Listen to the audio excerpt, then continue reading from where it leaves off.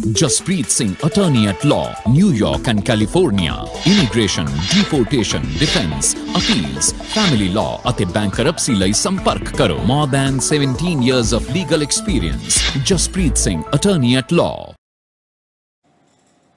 ਸਤਿ ਸ਼੍ਰੀ ਅਕਾਲ ਜੀ ਸਾਰਿਆਂ ਨੂੰ। ਮੈਂ ਤੁਹਾਡਾ ਆਪਣਾ Jaspreet Singh attorney at law ਤੇ ਅੱਜ ਦਾ ਆਪਣਾ ਇਹ ਪ੍ਰੋਗਰਾਮ ਹੈ ਇਮੀਗ੍ਰੇਸ਼ਨ ਅਪਡੇਟਸ, ਜਿਹਦੇ ਵਿੱਚ ਕਿ ਅਸੀਂ ਅਮਰੀਕਾ ਦੀ ਇਮੀਗ੍ਰੇਸ਼ਨ ਦੀ ਗੱਲ ਕਰਦੇ ਹਾਂ।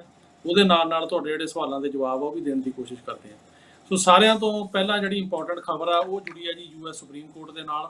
ਸੁਪਰੀਮ ਕੋਰਟ ਨੇ ਓਰਲ ਆਰਗੂਮੈਂਟਸ ਹੀਅਰ ਕੀਤੀਆਂ ਨੇ ਕੇਸਾਂ ਦੇ ਵਿੱਚ ਜਿਹੜੇ ਕਿ ਇਮੀਗ੍ਰੇਸ਼ਨ ਦੀ ਡਿਟੈਂਸ਼ਨ ਦੇ ਨਾਲ ਸੰਬੰਧਿਤ ਨੇ। ਸੋ ਇਹ ਕੇਸਾਂ ਦਾ ਜਿਹੜਾ ਨਾਂ ਹੈਗਾ ਉਹ ਹੈਗਾ ਗਾਰਲੈਂਡ ਵਰਸਸ ਗੁਨਜ਼ਾਲਸ ਤੇ ਜੌਨਸਨ ਵਰਸਸ ਅਰਟੇਗਾ ਮਾਰਟੀਨਸ। ਇਹਨਾਂ ਕੇਸਾਂ ਦੇ ਵਿੱਚ ਜਿਹੜੀ US ਇਮੀਗ੍ਰੇਸ਼ਨ ਆ ਉਹਦੇ ਜਿਹੜੇ ਇੰਪੋਰਟੈਂਟ ਆਸਪੈਕਟਸ ਡੀਲ ਹੋਏ ਨੇ ਉਹਨਾਂ ਦੇ ਵਿੱਚ ਹੈਗਾ ਵੀ ਕੀ ਕਿਸੇ ਬੰਦੇ ਨੂੰ ਡਿਟੈਂਸ਼ਨ ਦੇ ਵਿੱਚ ਰੱਖਿਆ ਜਾ ਸਕਦਾ ਜਿਹਦੇ ਖਿਲਾਫ ਡਿਪੋਰਟੇਸ਼ਨ ਲੱਗੀ ਹੋਵੇ ਤੇ ਬਹੁਤ ਦੇਰ ਤੱਕ ਸਰਕਾਰ ਉਹਨੂੰ ਡਿਪੋਰਟ ਨਾ ਕਰ ਸਕੀ ਹੋਵੇ। ਸੋ ਇਹ ਜਿਹੜਾ ਮੁੱਦਾ ਹੈਗਾ ਇਹ ਬੜੀ ਦੇਰ ਤੋਂ ਇੱਥੇ ਅਮਰੀਕਾ ਦੇ ਕੋਰਟਾਂ ਦੇ ਵਿੱਚ ਕਈ ਸਾਲਾਂ ਤੋਂ ਚੱਲਦਾ ਆ ਰਿਹਾ, ਕਿਉਂਕਿ ਇਹਦੇ 'ਚ ਬੇਸਿਕਲੀ ਕੀ ਹੁੰਦਾ ਵੀ ਜਦੋਂ ਕਿਸੇ ਤੇ ਡੈਪੋਟੇਸ਼ਨ ਦਾ ਰਿਮੂਵਲ ਆਰਡਰ ਲੱਗ ਜਾਂਦਾ ਤਾਂ ਗੌਰਮੈਂਟ ਕੋਲ ਰਾਈਟ ਹੋ ਜਾਂਦਾ ਉਹਨੂੰ ਡਿਪੋਰਟ ਕਰਨ ਦਾ। ਪਰ ਜੇ ਕਿਸੇ ਵਜ੍ਹਾ ਕਰਕੇ ਸਰਕਾਰ ਉਹਨੂੰ ਡਿਪੋਰਟ ਨਾ ਕਰ ਸਕੇ ਜਾਂ ਇਹੋ ਜਿਹੇ ਹਾਲਾਤ ਬਣ ਜਾਣ ਕਿ ਉਹਨਾਂ ਕੋਲ ਸਾਧਨ ਨਾ ਹੋਣ ਡਿਪੋਰਟ ਕਰਨ ਦੇ, ਤਾਂ ਉਹਨੂੰ ਕਿੰਨੀ ਕੁ ਦੇਰ ਜਿਹੜਾ ਹੈ ਉਹ ਜੇਲ੍ਹ ਦੇ ਵਿੱਚ ਰੱਖਿਆ ਜਾ ਸਕਦਾ। ਇਹਦੇ 'ਚ ਦੋਨਾਂ ਕੇਸਾਂ ਜਿਹੜੇ ਅਟਰਨੀਜ਼ ਨੇ ਉਹਨਾਂ ਨੇ ਆਰਗੂ ਕੀਤਾ ਇੱਕ ਪਾਸ ਡਿਸੀਜਨ, ਜਿਹੜਾ ਕਿ ਪਹਿਲਾ ਡਿਸੀਜਨ ਸੀ ਸੁਪਰੀਮ ਕੋਰਟ ਦਾ। ਇਹਦਾ ਨਾਂ ਹੈਗਾ ਜ਼ੈਡਵਡਾਸ ਵਰਸਸ ਡੇਵਿਸ। ਇਹਦੇ 'ਚ ਸੁਪਰੀਮ ਕੋਰਟ ਨੇ ਫੈਸਲਾ ਕੀਤਾ ਸੀ ਤੇ supreme court determined that non citizens who were detained after they have received a removal order cannot be held longer than 6 months. The government can only hold a non-citizen if it can show they will be removed in the reasonably foreseeable future. ਉਹਦੇ ਵਿੱਚ ਉਹ ਕਹਿ ਰਹੇ ਆ ਵੀ ਜਿਹੜੇ naan citizen ਨੇ ਜਿਨ੍ਹਾਂ ਨੂੰ ਕਿ ਡਿਟੈਂਸ਼ਨ ਦੇ ਵਿੱਚ ਰੱਖਿਆ ਹੋਇਆ ਡਿਪੋਰਟੇਸ਼ਨ ਲੱਗੀ ਆ ਉਹ ਬੰਦਿਆਂ ਨੂੰ 6 ਮਹੀਨੇ ਤੋਂ ਵੱਧ ਸਰਕਾਰ ਜਿਹੜੀ ਆ ਉਹ ਹੋਲਡ ਨਹੀਂ ਕਰ ਸਕਦੀ। ਜੇ 6 ਮਹੀਨੇ ਤੋਂ ਵੱਧ ਉਹਨੂੰ ਗੌਰਮੈਂਟ ਹੋਲਡ ਕਰੇਗੀ ਤਾਂ ਉਹਨੂੰ ਇਹ ਦਿਖਾਉਣਾ ਪਏਗਾ ਕਿ ਕਿੰਨੀ ਜਲਦੀ ਉਹਨੂੰ ਉਹ ਡਿਪੋਰਟ ਕਰ ਸਕਦੇ ਆ, ਉਹਨੂੰ ਹਮੇਸ਼ਾ ਵਾਸਤੇ ਜਾਂ ਅਨਰੀਜ਼ਨੇਬਲ ਟਾਈਮ ਵਾਸਤੇ ਉਹ ਨਹੀਂ ਰੱਖ ਸਕਦੇ। ਜਿਹੜੀ ਗਵਰਨਮੈਂਟ ਦੀ ਪੋਜੀਸ਼ਨ ਸੀਗੀ ਉਹਨਾਂ ਨੇ ਕਿਹਾ ਕਿ the government's position is that although review of the detention may be required after 6 months, non-citizens in this situation should not be given an opportunity to explain their case before a judge through a bond hearing. Instead, the government argues that internal administrative review by a government officer is sufficient. ਉਹ ਇਹ ਕਹਿ ਰਹੇ ਨੇ ਸਰਕਾਰ ਦੇ ਲੋਕ ਕਿ ਜੇ ਇੱਕ ਬੰਦੇ ਨੂੰ ਫਰਜ਼ ਕਰੋ ਜ਼ਿਆਦਾ ਦੇਰ ਵਾਸਤੇ ਰੱਖਿਆ ਜਾਂਦਾ 6 ਮਹੀਨੇ ਤੋਂ ਵੱਧ ਵੀ, ਤਾਂ ਉਹ ਕਹਿੰਦੇ ਆ ਕਿ ਇਹਦੇ 'ਚ ਉਹਨੂੰ ਕੋਰਟ ਦੇ ਕੋਲ ਜਾਣ ਦਾ ਰਾਈਟ ਨਹੀਂ ਹੋਣਾ ਚਾਹੀਦਾ, ਕਿਉਂਕਿ ਉਹ ਤੇ ਡਿਪੋਰਟੇਸ਼ਨ ਲੱਗੀ ਆ। ਉਹਨੇ ਆਪਣੇ ਸਾਰੇ ਜਿਹੜੇ ਰਾਈਟਸ ਨੇ ਉਹ ਕੋਰਟ ਦੇ ਕੋਲੋਂ ਸਾਰੇ ਉਹ ਰਾਈਟਸ ਆਪਣੇ ਐਗਜ਼ੌਸਟ ਕਰ ਚੁੱਕਾ, ਮੁਕਾ ਚੁੱਕਾ। ਲੇਕਿਨ ਜਿਹੜੇ ਗਵਰਨਮੈਂਟ ਦੇ ਅਫਸਰ ਨੇ ਉਹੀ 6 ਮਹੀਨੇ ਬਾਅਦ ਫੈਸਲਾ ਕਰ ਸਕਦੇ ਆ। ਇੱਥੇ ਹੁੰਦਾ ਕੀ ਆ ਕਿ ਜਦੋਂ 6 ਮਹੀਨੇ ਦਾ ਰਿਵਿਊ ਹੁੰਦਾ, 6 ਮਹੀਨੇ ਤੋਂ ਬਾਅਦ ਜਿਹੜੇ ਗਵਰਨਮੈਂਟ ਦੇ ਆਪਣੇ ਅਫਸਰ ਨੇ ਆਈਸ ਦੇ ਜਾਂ ਇਮੀਗ੍ਰੇਸ਼ਨ ਦੇ ਰਿਵਿਊ ਕਰਦੇ ਆ, ਉਹ ਰਿਵਿਊ ਕਰਕੇ ਕੋਈ ਨਾ ਕੋਈ ਆਪਣੇ ਵੱਲੋਂ ਇਹ ਕਹਿ ਦਿੰਦੇ ਆ ਜੀ ਅਜੇ ਪਾਸਪੋਰਟ ਨਹੀਂ ਬਣਿਆ, ਨਹੀਂ ਬਣਿਆ, 6 ਮਹੀਨੇ ਹੋਰ ਲੱਗਣਗੇ। ਉਹ ਇੱਦਾਂ ਦੀ ਕਾਰਵਾਈ ਪਾ ਦਿੰਦੇ ਆ ਜਿਹਦੇ ਨਾਲ ਹੋਰ 6 ਮਹੀਨੇ ਲੱਗਦੇ ਆ, ਪਰ ਕੋਰਟਾਂ ਦੀ ਦਖਲਅੰਦਾਜ਼ੀ ਨਹੀਂ ਹੁੰਦੀ, ਜਿਹਦੇ ਕਰਕੇ ਬਹੁਤ ਦੇਰ ਕੇ ਬੰਦੇ 2 ਸਾਲ, 2.5 ਸਾਲ, 3 ਸਾਲ ਵੀ ਜੇਲ੍ਹਾਂ 'ਚ ਰਹਿ ਜਾਂਦੇ ਆ। ਸੋ ਇਹਦਾ ਜਿਹੜਾ ਸਿੱਧਾ ਕੰਸਰਨ ਆ ਉਹ ਹਿਊਮਨ ਰਾਈਟਸ ਦੇ ਨਾਲ ਆ, ਬੰਦੇ ਦੀ ਜਿਹੜੀ ਲਿਬਰਟੀ ਦੇ ਨਾਲ ਆ ਵੀ ਕਿੰਨੀ ਕੁ ਦੇਰ ਤੁਸੀਂ ਉਹਨੂੰ ਜੇਲ੍ਹ 'ਚ ਰੱਖ ਸਕਦੇ ਹੋ। ਜੇ ਡਿਪੋਰਟੇਸ਼ਨ ਲੱਗੀ ਆ ਉਹ ਕਹਿੰਦਾ ਮੈਨੂੰ ਡਿਪੋਰਟ ਕਰ ਦਿਓ, ਡਿਪੋਰਟ ਨਹੀਂ ਕਰਦੇ ਕਿਉਂਕਿ ਇਹਨਾਂ ਕੋਲ ਟਰੈਵਲ ਡਾਕੂਮੈਂਟ ਨਹੀਂ ਆਉਂਦਾ, ਪਾਸਪੋਰਟ ਨਹੀਂ ਬਣਦਾ ਜਾਂ ਹੋਰ ਸਾਧਨ ਨਹੀਂ ਹੈਗੇ, ਤਾਂ ਕਿੰਨੀ ਕੁ ਦੇਰ ਤੁਸੀਂ ਉਸ ਬੰਦੇ ਨੂੰ ਜੇਲ੍ਹ ਦੇ ਵਿੱਚ ਇਸ ਤਰੀਕੇ ਨਾਲ ਰੱਖ ਸਕਦੇ ਹੋ। ਇਹਦੇ ਨਾਲ ਜਿਹੜਾ ਉਹ ਬੰਦਾ ਰਿਵਿਊ ਕਰਦਾ ਹੈ ਇਹਦਾ ਕੇਸ, ਉਹ ਆਪ ਇੱਕ ਪਾਰਟੀ ਹੁੰਦਾ, ਉਹ ਕੋਈ ਨੌਨ ਪਾਰਟੀ ਨਹੀਂ ਹੁੰਦਾ, ਕਿਉਂਕਿ ਜਿਹੜੀ ਨਿਊਟਰਲ ਆ ਉਹਦਾ ਜੱਜ ਹੁੰਦਾ। ਪਰ ਜਿਹਨੂੰ ਉਹ ਕਹਿੰਦੇ ਆ ਵੀ 6 ਮਹੀਨੇ ਬਾਅਦ ਰਿਵਿਊ ਕਰੂਗਾ ਕਿ ਇਹਨੂੰ ਛੱਡਿਆ ਜਾਵੇ ਕਿ ਰੱਖਿਆ ਜਾਵੇ, ਉਹ ਆਪ ਹੀ ਡਿਪੋਰਟੇਸ਼ਨ ਅਫਸਰ ਹੈਗਾ ਤਾਂ ਉਹ ਤਾਂ ਕਹੇਗਾ ਹੀ ਕਿ ਇਹਨੂੰ ਰੱਖੋ। ਸੋ ਇਹ ਗੱਲ ਜਿਹੜੀ ਕੋਰਟ ਦੇ ਵਿੱਚ ਹੋਈ ਤੇ ਕੋਰਟ ਨੇ ਹੁਣ ਇਹ ਡਿਸਾਈਡ ਕਰਨਾ ਇਹਨਾਂ 2 ਕੇਸਾਂ ਦੇ ਵਿੱਚ ਵੀ ਜਿਨ੍ਹਾਂ ਤੇ ਡਿਪੋਰਟੇਸ਼ਨ ਲੱਗੀ ਆ ਤੇ ਜਿਹੜੇ ਜੇਲ੍ਹਾਂ ਦੇ ਵਿੱਚ ਇੱਥੇ ਬੈਠੇ ਨੇ 2 ਸਾਲ ਤੋਂ, ਉਹਨਾਂ ਬੰਦਿਆਂ ਨੂੰ ਕੀ 6 ਮਹੀਨੇ ਤੋਂ ਵੱਧ ਡਿਪੋਰਟੇਸ਼ਨ ਲੱਗਣ ਤੋਂ ਬਾਅਦ ਰੱਖਿਆ ਜਾ ਸਕਦਾ ਕਿ ਲੀਗਲੀ ਉਹਨੂੰ ਛੱਡਣਾ ਪਏਗਾ। ਸੋ ਇਹ ਇੱਕ ਇਸ਼ੂ ਹੈਗਾ ਤੇ ਇਹਦੇ 'ਚ ਹੁਣ ਦੇਖਣ ਵਾਲੀ ਗੱਲ ਇਹ ਆ ਵੀ ਕੀ ਸੁਪਰੀਮ ਕੋਰਟ ਫੈਸਲਾ ਕਰਦੀ ਆ, ਇਹ ਆਉਂਦੇ ਦਿਨਾਂ ਦੇ ਵਿੱਚ ਪਤਾ ਲੱਗੇਗਾ।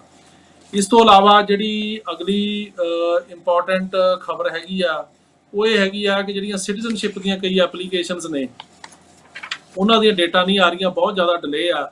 ਉਹ ਡਿਲੇ ਦਾ ਕਾਰਨ ਇਹ ਆ ਕਿ ਜਿਹੜੀਆਂ ਉਹਨਾਂ ਦੀਆਂ ਫਾਈਲਾਂ ਨੇ, ਫਿਜ਼ੀਕਲ ਫਾਈਲਸ ਨੇ, ਜਿਵੇਂ ਕਿ ਫਾਈਲ ਹੁੰਦੀ ਆ, ਉਹ ਇਮੀਗ੍ਰੇਸ਼ਨ ਨੇ ਇੱਕ ਆਪਣੇ ਵੇਅਰ ਹਾਊਸ ਦੇ ਵਿੱਚ ਰੱਖੀਆਂ ਨੇ, ਜਿੱਥੋਂ ਕਿ ਉਹਨਾਂ ਨੂੰ ਐਕਸੈਸ ਨਹੀਂ ਹੋ ਰਹੀਆਂ। ਤੇ ਉਹ according to USCIS which is responsible for processing citizenship applications, the A files of these applications are stuck in the Federal Record Centers FRCs in Kansas City, Missouri. These facilities were built underground and are managed by National Archives and National Administration. ਉਹ ਇਹ ਕਹਿੰਦੇ ਆ ਕਿ ਜਿਹੜੀਆਂ ਇਹ ਫਾਈਲਾਂ ਨੇ ਸਾਰੀਆਂ, ਇਹ ਜਿਹੜੀਆਂ ਇਹ ਇੱਕ ਕੈਨਜ਼ਸ ਸਿਟੀ ਮਜ਼ੂਰੀ ਦੇ ਵਿੱਚ ਅੰਡਰਗਰਾਊਂਡ ਕੋਈ ਫੈਸਿਲਿਟੀ ਆ, ਉੱਥੇ ਰੱਖੀਆਂ ਗਈਆਂ ਨੇ, ਉੱਥੋਂ ਐਕਸੈਸ ਨਹੀਂ ਉਹਨਾਂ ਨੂੰ ਹੋ ਰਹੀਆਂ। ਤੇ ਉਹ ਕਹਿ ਰਹੇ ਆ now the FRCs are difficult to access because of Covid restrictions. ਉੱਥੇ ਜਿਹੜੀਆਂ ਕੋਵਿਡ ਰੈਸਟ੍ਰਿਕਸ਼ਨਸ ਲੱਗੀਆਂ ਨੇ, ਉਹਨਾਂ ਕਰਕੇ ਫਾਈਲਾਂ ਜਿਹੜੀਆਂ ਨੇ ਉਹ ਐਕਸੈਸ ਨਹੀਂ ਹੋ ਰਹੀਆਂ। ਇਹਨਾਂ ਦਾ ਪਤਾ ਨਹੀਂ ਲੱਗ ਰਿਹਾ ਕਿ ਉਹਨਾਂ ਵਿੱਚ ਕੀ ਆ। ਉਹਦੇ ਕਰਕੇ ਉਹ ਇਹ ਕਹਿ ਰਹੇ ਆ ਕਿ ਜਿਹੜੀ NARA website says that the centre for disease control, ਜਿਹੜੀ CDC ਆ, has categorized the COVID risk transmission at the FRCs is very high.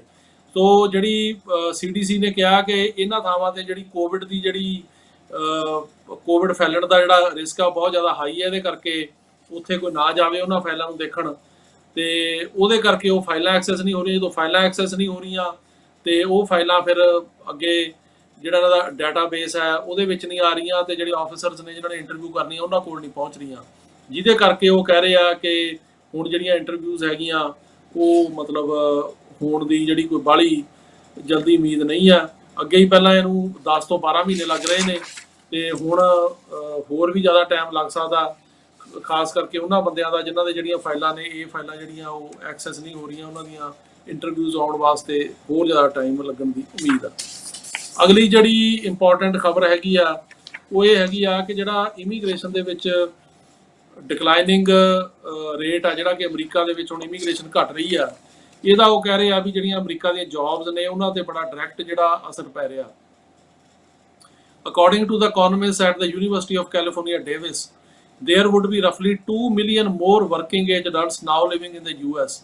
ਉਹ ਕਹਿੰਦੇ ਆ ਕਿ ਯੂਨੀਵਰਸਿਟੀ ਆਫ ਕੈਲੀਫੋਰਨੀਆ ਡੇਵਿਸ ਨੇ ਇੱਕ ਸਟੱਡੀ ਕੀਤੀ ਆ, ਜਿਹੜੀ ਇਹ ਕਹਿ ਰਹੀ ਆ ਕਿ ਇਮੀਗ੍ਰੇਸ਼ਨ ਦੀ ਜਿਹੜੀ ਡਿਕਲਾਈਨ ਆ, ਇਹਦਾ ਇੱਥੇ ਜੌਬ ਮਾਰਕੀਟ ਤੇ ਸਿੱਧਾ ਅਸਰ ਪਏਗਾ, ਤੇ ਇਹਦੇ ਨਾਲ ਜਿਹੜੀ ਲੇਬਰ ਸ਼ਾਰਟੇਜ ਆ ਉਹ ਹੋਣ ਕਰਕੇ ਇੱਥੇ ਜਿਹੜੀ ਇੰਡਸਟਰੀ ਆ ਉਹ ਤੇ ਵੀ ਅਸਰ ਪਏਗਾ। ਦੂਜਾ ਉਹ ਇਹ ਕਹਿ ਰਹੇ ਆ ਕਿ ਅਮਰੀਕਾ ਦੇ ਵਿੱਚ ਜਿਹੜੀ ਪਾਪੂਲੇਸ਼ਨ ਆ ਉਹ ਨਹੀਂ ਵੱਧ ਰਹੀ। ਪਿਛਲੇ ਕਈ ਸਾਲਾਂ ਤੋਂ ਜਿਹੜਾ ਸੈਂਸਸ ਆ ਉਹ ਦੱਸ ਰਿਹਾ ਕਿ ਪਾਪੂਲੇਸ਼ਨ ਗਰੋਥ ਜਿਹੜੀ ਆ ਬਹੁਤ ਘੱਟ ਆ, ਜਿਹਦੇ ਕਰਕੇ ਕਿ ਇੱਥੇ ਜਿਹੜਾ ਅਸਰ ਹੈਗਾ ਕਾਫੀ ਜ਼ਿਆਦਾ ਹੁਣ ਮਤਲਬ ਅੱਗੇ ਆਉਣ ਵਾਲੇ ਦਿਨਾਂ ਦੇ ਵਿੱਚ, ਆਉਣ ਵਾਲੇ ਸਾਲਾਂ ਦੇ ਵਿੱਚ ਜੌਬਾਂ ਤੇ ਪਏਗਾ। ਜਿਹੜੀ ਕਿ ਇਮੀਗ੍ਰੇਸ਼ਨ ਹੁਣੇ ਕਾਫੀ ਘੱਟ ਕਰੀ ਜਾਂਦੇ ਨੇ, ਜਾਂ ਬਾਹਰੋਂ ਇਮੀਗ੍ਰੇਸ਼ਨ ਜਿਹੜੀ ਲੀਗਲ ਇਮੀਗ੍ਰੇਸ਼ਨ ਘੱਟ ਹੋ ਰਹੀ ਆ, ਜਿਹੜੀਆਂ ਕੈਟੇਗਰੀਜ਼ ਨੇ ਇਹ ਨਹੀਂ ਮੂਵ ਹੋ ਰਹੀਆਂ। ਆਪਾਂ ਨੂੰ ਪਤਾ ਹੀ ਆ ਕਿ F4 ਕੈਟੇਗਰੀ ਦਾ ਕੀ ਹਾਲ ਹੈ, F3 ਦਾ ਕੀ ਹਾਲ ਹੈ। ਉਹਦੇ ਕਰਕੇ ਉਹ ਕਹਿ ਰਹੇ ਆ ਕਿ ਜੌਬ ਮਾਰਕੀਟ ਤੇ ਇਸ ਚੀਜ਼ ਦਾ ਜਿਹੜਾ ਅਸਰ ਪੈਣਾ ਉਹ ਤੈਅ ਆ। Loss of educated workers from abroad has a significant multiplier effect on the US labor market. College educated immigrants are especially likely to work in science, technology, engineering, and math, and STEM fields. Every STEM job creates up to 2.5 additional jobs by generating additional demand. ਉਹ ਇਹ ਕਹਿ ਰਹੇ ਆ ਕਿ ਜਿਹੜੀਆਂ fields ਨੇ ਜਿਨ੍ਹਾਂ ਵਿੱਚ ਕਿ ਸਾਇੰਸ ਆ, ਟੈਕਨੋਲੋਜੀ ਆ, ਇੰਜੀਨੀਅਰਿੰਗ ਆ, ਮੈਥ ਹੈ, ਤੇ ਜਿਹੜੀਆਂ ਇਹ ਜਿਹਨੂੰ STEM ਫੀਲਡ ਕਿਹਾ ਜਾਂਦਾ, ਸਾਇੰਸ, ਟੈਕਨੋਲੋਜੀ, ਇੰਜੀਨੀਅਰਿੰਗ ਤੇ ਮੈਥ, ਇਹਦੇ ਵਿੱਚ ਜਿਹੜੇ ਵਰਕਰ ਨੇ ਉਹ ਘੱਟ ਹੋਣ ਕਰਕੇ ਜਿਹੜੀਆਂ ਮਤਲਬ ਇੱਥੇ ਜੌਬਸ ਨੇ ਉਹ ਇਹ ਕ੍ਰੀਏਟ ਕਰਦੇ ਨੇ। ਜਿਵੇਂ ਇੱਕ ਵਰਕਰ ਕਹਿੰਦੇ ਆ ਵੀ 2 ਤੋਂ ਵੱਧ ਜੌਬਸ ਕ੍ਰੀਏਟ ਕਰਦਾ, ਤੇ ਇਹਦਾ ਵੀ ਬਹੁਤ ਜ਼ਿਆਦਾ ਅਸਰ ਜਿਹੜਾ ਉਹ ਜੌਬ ਮਾਰਕੀਟ ਦੇ ਉੱਤੇ ਹੁਣ ਪਏਗਾ। ਤੇ ਇਹ ਜਿਹੜਾ ਫਾਲਿੰਗ ਨੰਬਰ ਆਫ ਇਮੀਗ੍ਰੈਂਟਸ ਨੇ, it has likely resulted in the loss of more than 200,000 jobs. 2 lakh ਜੌਬਾਂ ਉਹ ਕਹਿੰਦੇ ਨੇ ਘਟੀਆਂ ਨੇ। ਇਹਦੇ ਕਰਕੇ ਵੀ ਜਿਹੜੀ ਇਮੀਗ੍ਰੇਸ਼ਨ ਘੱਟ ਹੋ ਰਹੀ ਆ, ਤਾਂ ਉਹਨਾਂ ਨੇ ਸਰਕਾਰ ਨੂੰ ਕਿਹਾ ਵੀ ਇਮੀਗ੍ਰੇਸ਼ਨ ਜਿਹੜੀ ਹੈ ਇਹਨੂੰ ਤੇਜ਼ ਕਰਨਾ ਚਾਹੀਦਾ, ਲੀਗਲ ਇਮੀਗ੍ਰੇਸ਼ਨ ਨੂੰ, ਚਾਹੇ ਉਹ ਖਾਸ ਕਰਕੇ ਇਹਨਾਂ ਫੀਲਡਸ ਦੇ ਵਿੱਚ ਜਿਹੜੀਆਂ STEM ਜੌਬਸ ਨੇ। ਇਸ ਤੋਂ ਇਲਾਵਾ ਜਿਹੜੀ ਅਗਲੀ ਖਬਰ ਹੈਗੀ ਉਹ ਇਹ ਹੈਗੀ ਆ ਕਿ ਜਿਹੜੀ ਇਮੀਗ੍ਰੇਸ਼ਨ ਕੋਟਾ ਨੇ ਉਹਦੇ ਵਿੱਚ ਉਹ ਕਹਿ ਰਹੇ ਆ ਵੀ ਬਹੁਤ ਜ਼ਿਆਦਾ ਕੇਸ ਨੇ, ਤੇ ਇੰਨੇ ਜ਼ਿਆਦਾ ਕੇਸ ਆ ਗਏ ਤੇ ਜੱਜ ਘੱਟ ਨੇ, ਤੇ ਇਹ ਹੁਣ ਇੰਨੇ ਕੇਸ ਜਿਹੜੇ ਜੱਜ ਨੇ ਉਹ ਜਲਦੀ ਹੈਂਡਲ ਨਹੀਂ ਕਰ ਸਕਣਗੇ।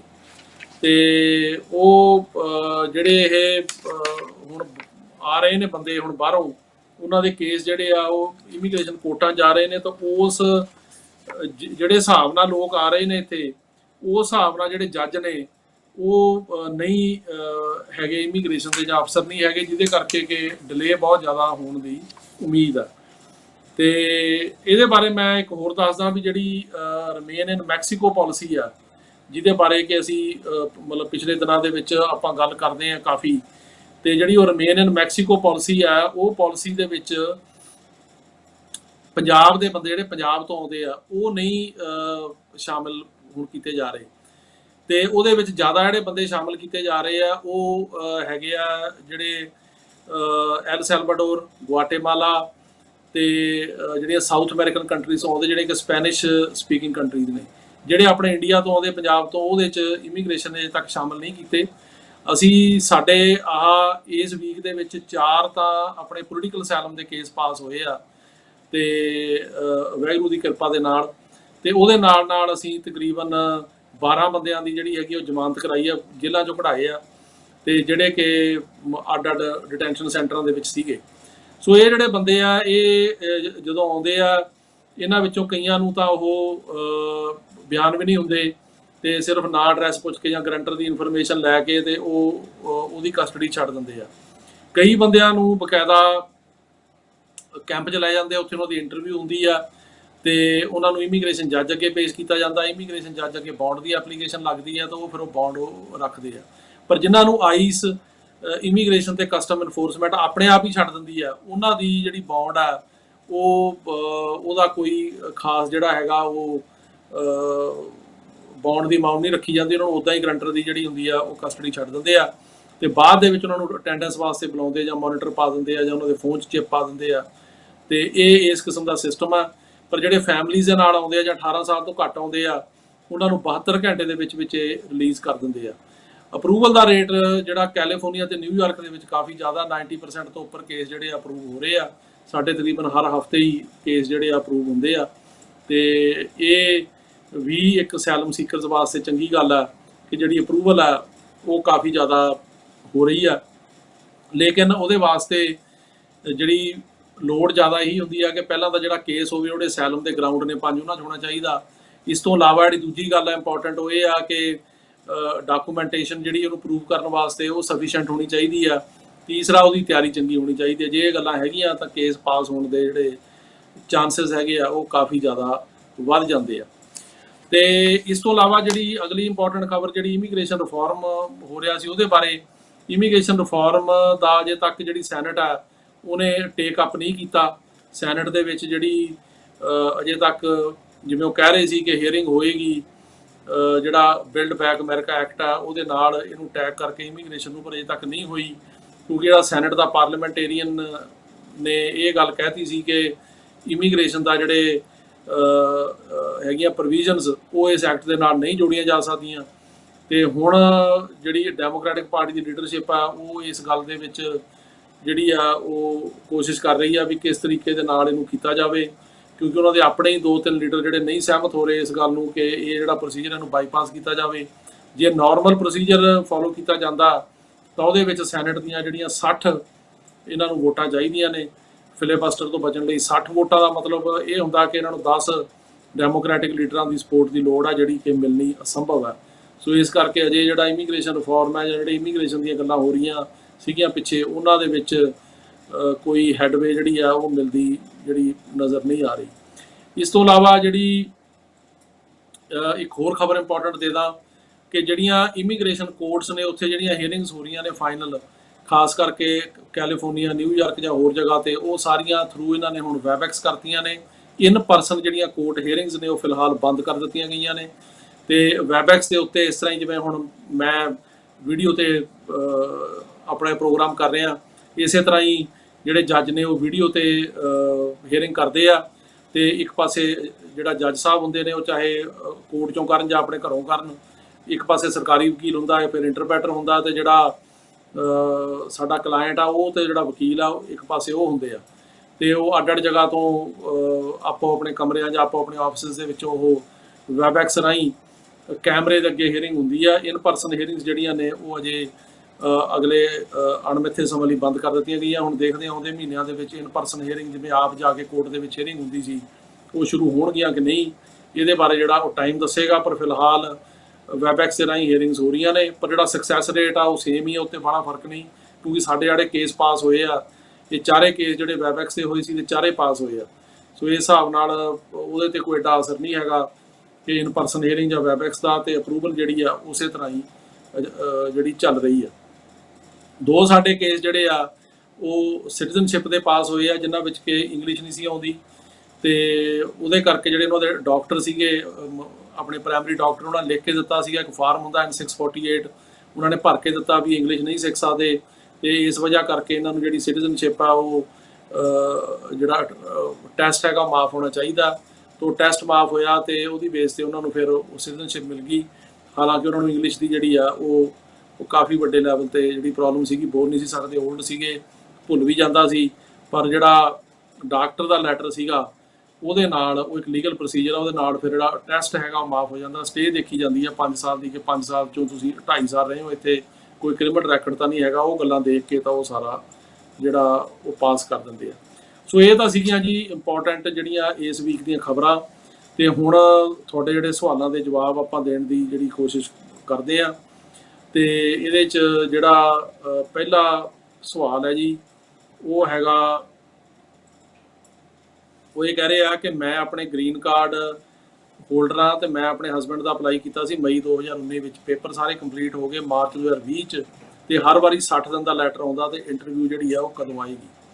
ਦੇਖੋ ਇਸ ਤਰ੍ਹਾਂ ਹੈਗਾ ਕਿ ਕਾਫੀ ਜ਼ਿਆਦਾ ਡਿਲੇ ਹੈਗੀ ਆ, ਜਿਵੇਂ ਮੈਂ ਅੱਗੇ ਵੀ ਦੱਸਿਆ ਪ੍ਰੋਗਰਾਮਾਂ ਦੇ ਵਿੱਚ ਵੀ, ਕਾਫੀ ਡਿਲੇ ਹੋਣ ਕਰਕੇ ਜਿਹੜਾ ਇਹ 60 ਦਿਨ ਦਾ ਲੈਟਰ ਹੈਗਾ ਇਹ ਪਾ ਦਿੰਦੇ ਆ।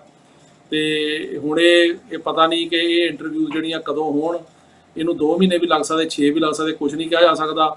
ਬਾਕੀ ਇਹਦੇ ਬਾਰੇ ਸਾਡੀ ਕੁਝ ਲੀਡਰਾਂ ਦੇ ਨਾਲ ਜਿਹੜੇ ਅਮਰੀਕਾ ਦੇ ਨੇ ਉਹ ਮੀਟਿੰਗ ਜ਼ਰੂਰ ਆ ਅਗਲੇ ਮਹੀਨੇ ਫਰਵਰੀ ਦੇ ਵਿੱਚ, ਉਹ 'ਚ ਅਸੀਂ ਇਹਦੇ ਬਾਰੇ ਗੱਲ ਕਰਨੀ ਆ।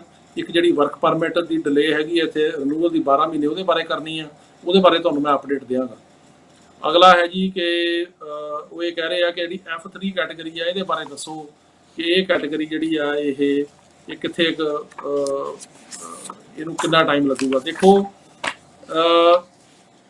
ਜਿਹੜੀ F3 ਕੈਟੇਗਰੀ ਆ, ਇਹ ਕੈਟੇਗਰੀ ਜਿਹੜੀ ਆ ਇਹ ਹੁਣ ਇਸ ਟਾਈਮ ਤੇ ਹੈਗਾ ਜੀ 22 ਨਵੰਬਰ 2008। ਹੁਣ 22 ਨਵੰਬਰ 2008 ਚੱਲ ਰਿਹਾ ਤੇ ਇਹ ਜ਼ਿਆਦਾ ਹਿੱਲਿਆ ਨਹੀਂ, ਤੇ ਉੱਥੇ ਖੜਾ ਬੜੀ ਦੇਰ ਤੋਂ। ਇਹਦੇ ਬਾਰੇ ਹੁਣ ਕੁਝ ਨਹੀਂ ਕਹਿ ਸਕਦੇ ਕਿ ਕਦੋਂ ਹਿੱਲੂ। ਬਾਕੀ ਮੈਨੂੰ ਇਹ ਵੀ ਜਾਣਕਾਰੀ ਆ ਮੇਰੇ ਕਈ ਕਲਾਇੰਟਾਂ ਤੋਂ ਕਿ ਕਹਿਣ ਨੂੰ ਹੀ ਨਵੰਬਰ 2008 ਆ, ਪਰ ਜਿਹੜੀਆਂ ਅਸਲੀ ਇੰਟਰਵਿਊਜ਼ ਨੇ ਉਹ ਮਾਰਚ ਅਪ੍ਰੈਲ 2008 ਜਾਂ ਫਰਵਰੀ 2008 ਵਾਲਿਆਂ ਦੇ ਵੀ ਨਹੀਂ ਆਈਆਂ ਜੀ।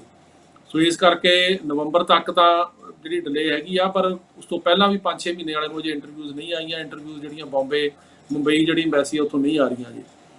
ਇਹ ਤੋਂ ਇਲਾਵਾ ਅਗਲਾ ਸਵਾਲ ਹੈ ਜੀ ਕਿ ਇਹ ਕਹਿ ਰਹੇ ਆ ਕਿ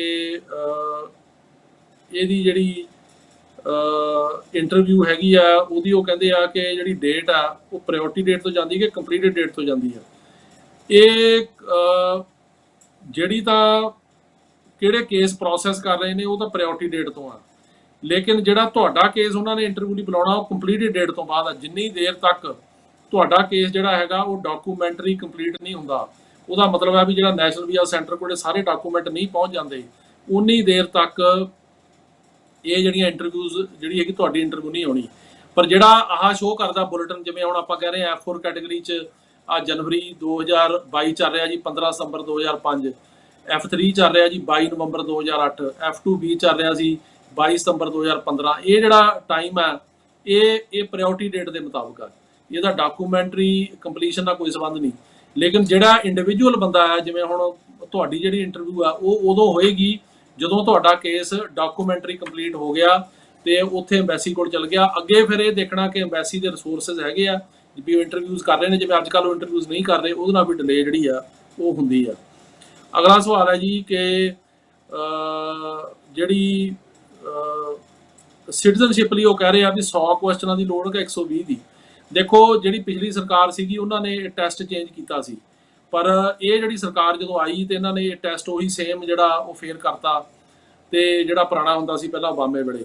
ਸੋ ਇਹਦੇ ਵਿੱਚ ਉਹ 100 ਸਵਾਲ ਹੀ ਆ, ਤੇ ਉਹਦੇ 'ਚ ਜਿਹੜਾ ਉਹੀ ਟੈਸਟ ਹੈ ਜਿਹੜਾ ਪਿਛਲਾ ਸੀਗਾ, ਉਹ ਜਿਹੜਾ ਨਵਾਂ ਟੈਸਟ ਟਰੰਪ ਦੀ ਸਰਕਾਰ ਨੇ ਰਿਵਾਈਜ਼ ਕੀਤਾ ਸੀ, ਉਹ ਟੈਸਟ ਨਹੀਂ ਹੁਣ ਲਾਗੂ, ਉਹ ਜਿਹੜਾ ਪੁਰਾਣਾ ਟੈਸਟ ਸੀ ਉਹੀ ਲਾਗੂ ਹੁੰਦਾ। ਅਗਲਾ ਸਵਾਲ ਹੈ ਜੀ ਕਿ